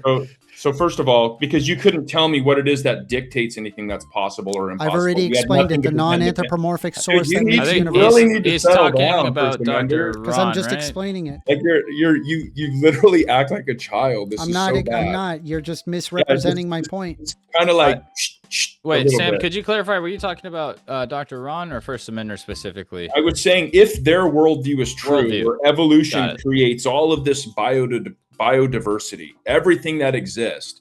Evolution created monkeys that talk. They think that's what they are. So why not something else? Okay, it could be that there are unicorn. By the way, a unicorn, if you look up in an old dictionary, it's right there. If you look up unicorn, it would be a bicorn, and a bicorn would have a reference to a unicorn. It's just a single-horned rhinoceros, and you could look up. Yeah. Gosh, I forget where it is that they actually found a Siberian unicorn. Look it up. So it wasn't actually a thing. Look up Siberian unicorn. So these are just slogans and cliches that these people who haven't actually done any lifting repeat. It's cute. It's but- not that evolution couldn't produce an animal that looks like a horse that has There a you go. single horn growing out of its head. There you go. But as far as we know, it hasn't. But unicorn has the word unicorn has a lot of baggage associated White with swan it. fallacy, right? Yeah, this What? is the same problem White of like swan the God. fallacy. This is the same problem of the God particle in the Adam and Eve, mitochondrial Eve. you're You're confused, referring bud. to a prehistoric Which you haven't rhinoceros addressed that yet, roamed First in the Amendment. Eurasian steppe. That's a Yeah, prehistoric rhinoceros. It is not a literal horse. It wouldn't be a horse with a horn on its head.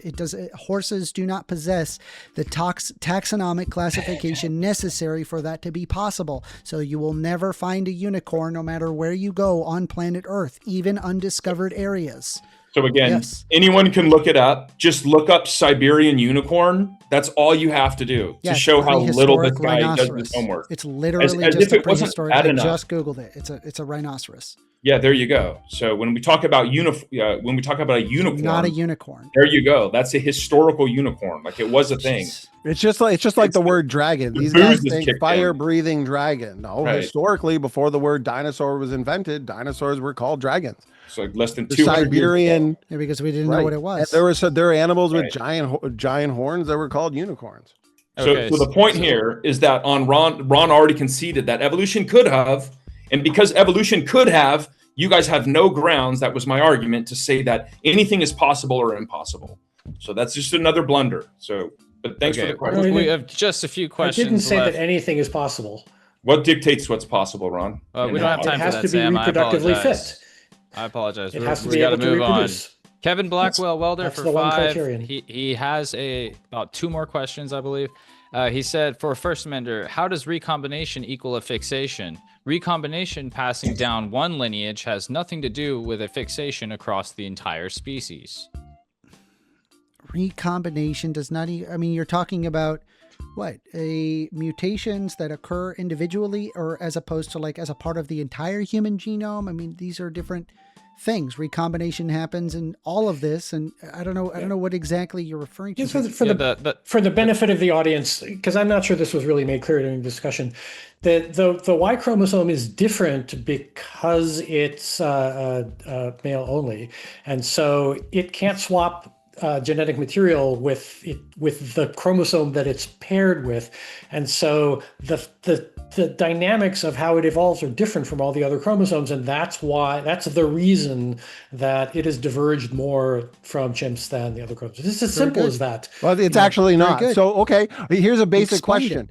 Great work. Which He lineage understood it. lost Okay, so are you saying that the lack of recombination is why the Pan lineage, Ron, lost the entirety of its heterochromatic arm? No, that is not what I said. James, You're how many putting more words in my questions do we mouth. have? Because That's a I gotta get massive going. difference. I have So to go. clearly the Yeah, lack of recombination in the Y chromosome is not an answer to the Y chromosome challenge. Because one more just came in. So we'll do these last two, and then we'll let you get out of here. All right, man. Yeah. Okay. Appreciate I'm out you. of time. Appreciate your time. Okay. This one here is from Scientific Origins again, for 5. Thank you. He says AIG / all creationist sources are self-professed liars. If you actually think you're right, why do your sources have to lie and ignore / distort evidence? Yes, that's exactly Well, that's what's just- I'm happening. pretty where sure he that's a pretends question that to it's us. a Yeah, 50 yeah. Pretty let sure them that's a respond question first, to but- us. And then this next one I think will be towards you guys. So evolution. It's funny because earlier, Ron, he was talking about answers in Genesis has a statement of faith. So do evolutionists. In the peer-reviewed journal, you could question some of the details, like with the Y chromosome paper or papers dealing with endogenous retroviruses that talk about their functional roles. They'll say, okay, well, maybe these are explained through co-option, or at the Y chromosome, maybe it's sperm competition, faster substitution rates. Okay, so they're questioning details, but they have a statement of faith. You're not going to publish a paper if you're trying to get it peer reviewed that just questions the idea that all life is related through common ancestry. Good luck with that. You Here's the thing I absolutely want to can say. if you I'm can almost back that done. up with Ron, evidence. Ron, we've already backed it up with evidence for the last 3 hours. no, you I've haven't. shown directly from the conventional literature, data point after data point, confirming the biblical model of origins, mitochondrial DNA, the Y chromosome, mutually interdependent systems, you name it. My point is that comment makes an assertion, but can't refute any of the papers coming out of creationist journals or papers coming out of conventional journals written by young earth creationists like Dr. Rob Carter, like Dr. John Sanford. Okay. Young earth creationists publish really good data in the conventional literature, and we actually take that data and come to the logical conclusion. The logical conclusion is creation, not evolution.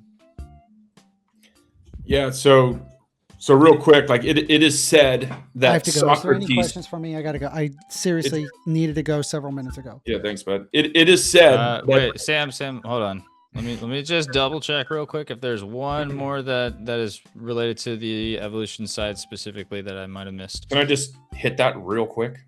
Just a quote. Right, just go for it Right, real quick. so, I mean, yeah, I'm gonna cut you off though if I gotta. If I find It is said that Socrates said, when the debate is lost, slander becomes the tool of the loser. How many books did Socrates read? How many books did Socrates read? Sorry, right. He didn't write. Oh, okay, good. At least you read Okay. that.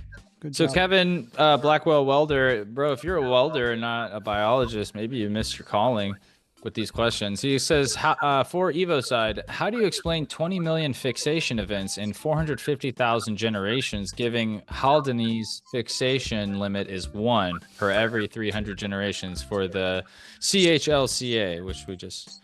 I have not. I would I have to have look no up the idea. relevant. I would have to look Go up the find a relevant biologist literature. and ask them. That's what I'm saying. This guy might have missed his calling. Anyway, here. I gotta go. I appreciate y'all. Thank you. I do too. If there's Wait, like wait, one last one question. You answered it actually, but I just want to let you know that Big Helenanthus was interested in wondering. He said, "First Mender, are you employed?" You don't have to tell him what you do, but Yes, I just want to employed. acknowledge that you answered it already, and I wanted to let him know that. Yeah, I don't You make would- any money yeah. on my YouTube channel. I well, very little. I make very little. There you money go, on the Big YouTube Helen- channel, so Helen, I just do go- need to be employed. That's why I Go have to super leave chat it. your boy. Shout out your channel real quick before you go, The- and then yeah, we'll get to you the guys rest can of reach the... me youtube.com/at First Amender 1ST Amender. I do debates all the time. I do a call-in show. If you guys like to have conversations, I'm more than happy to have it.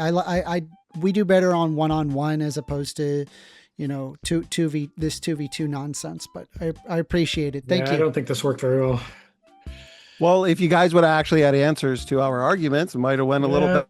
Yeah, I'm leaving that meeting. Holy crap, what a fucking douchebag.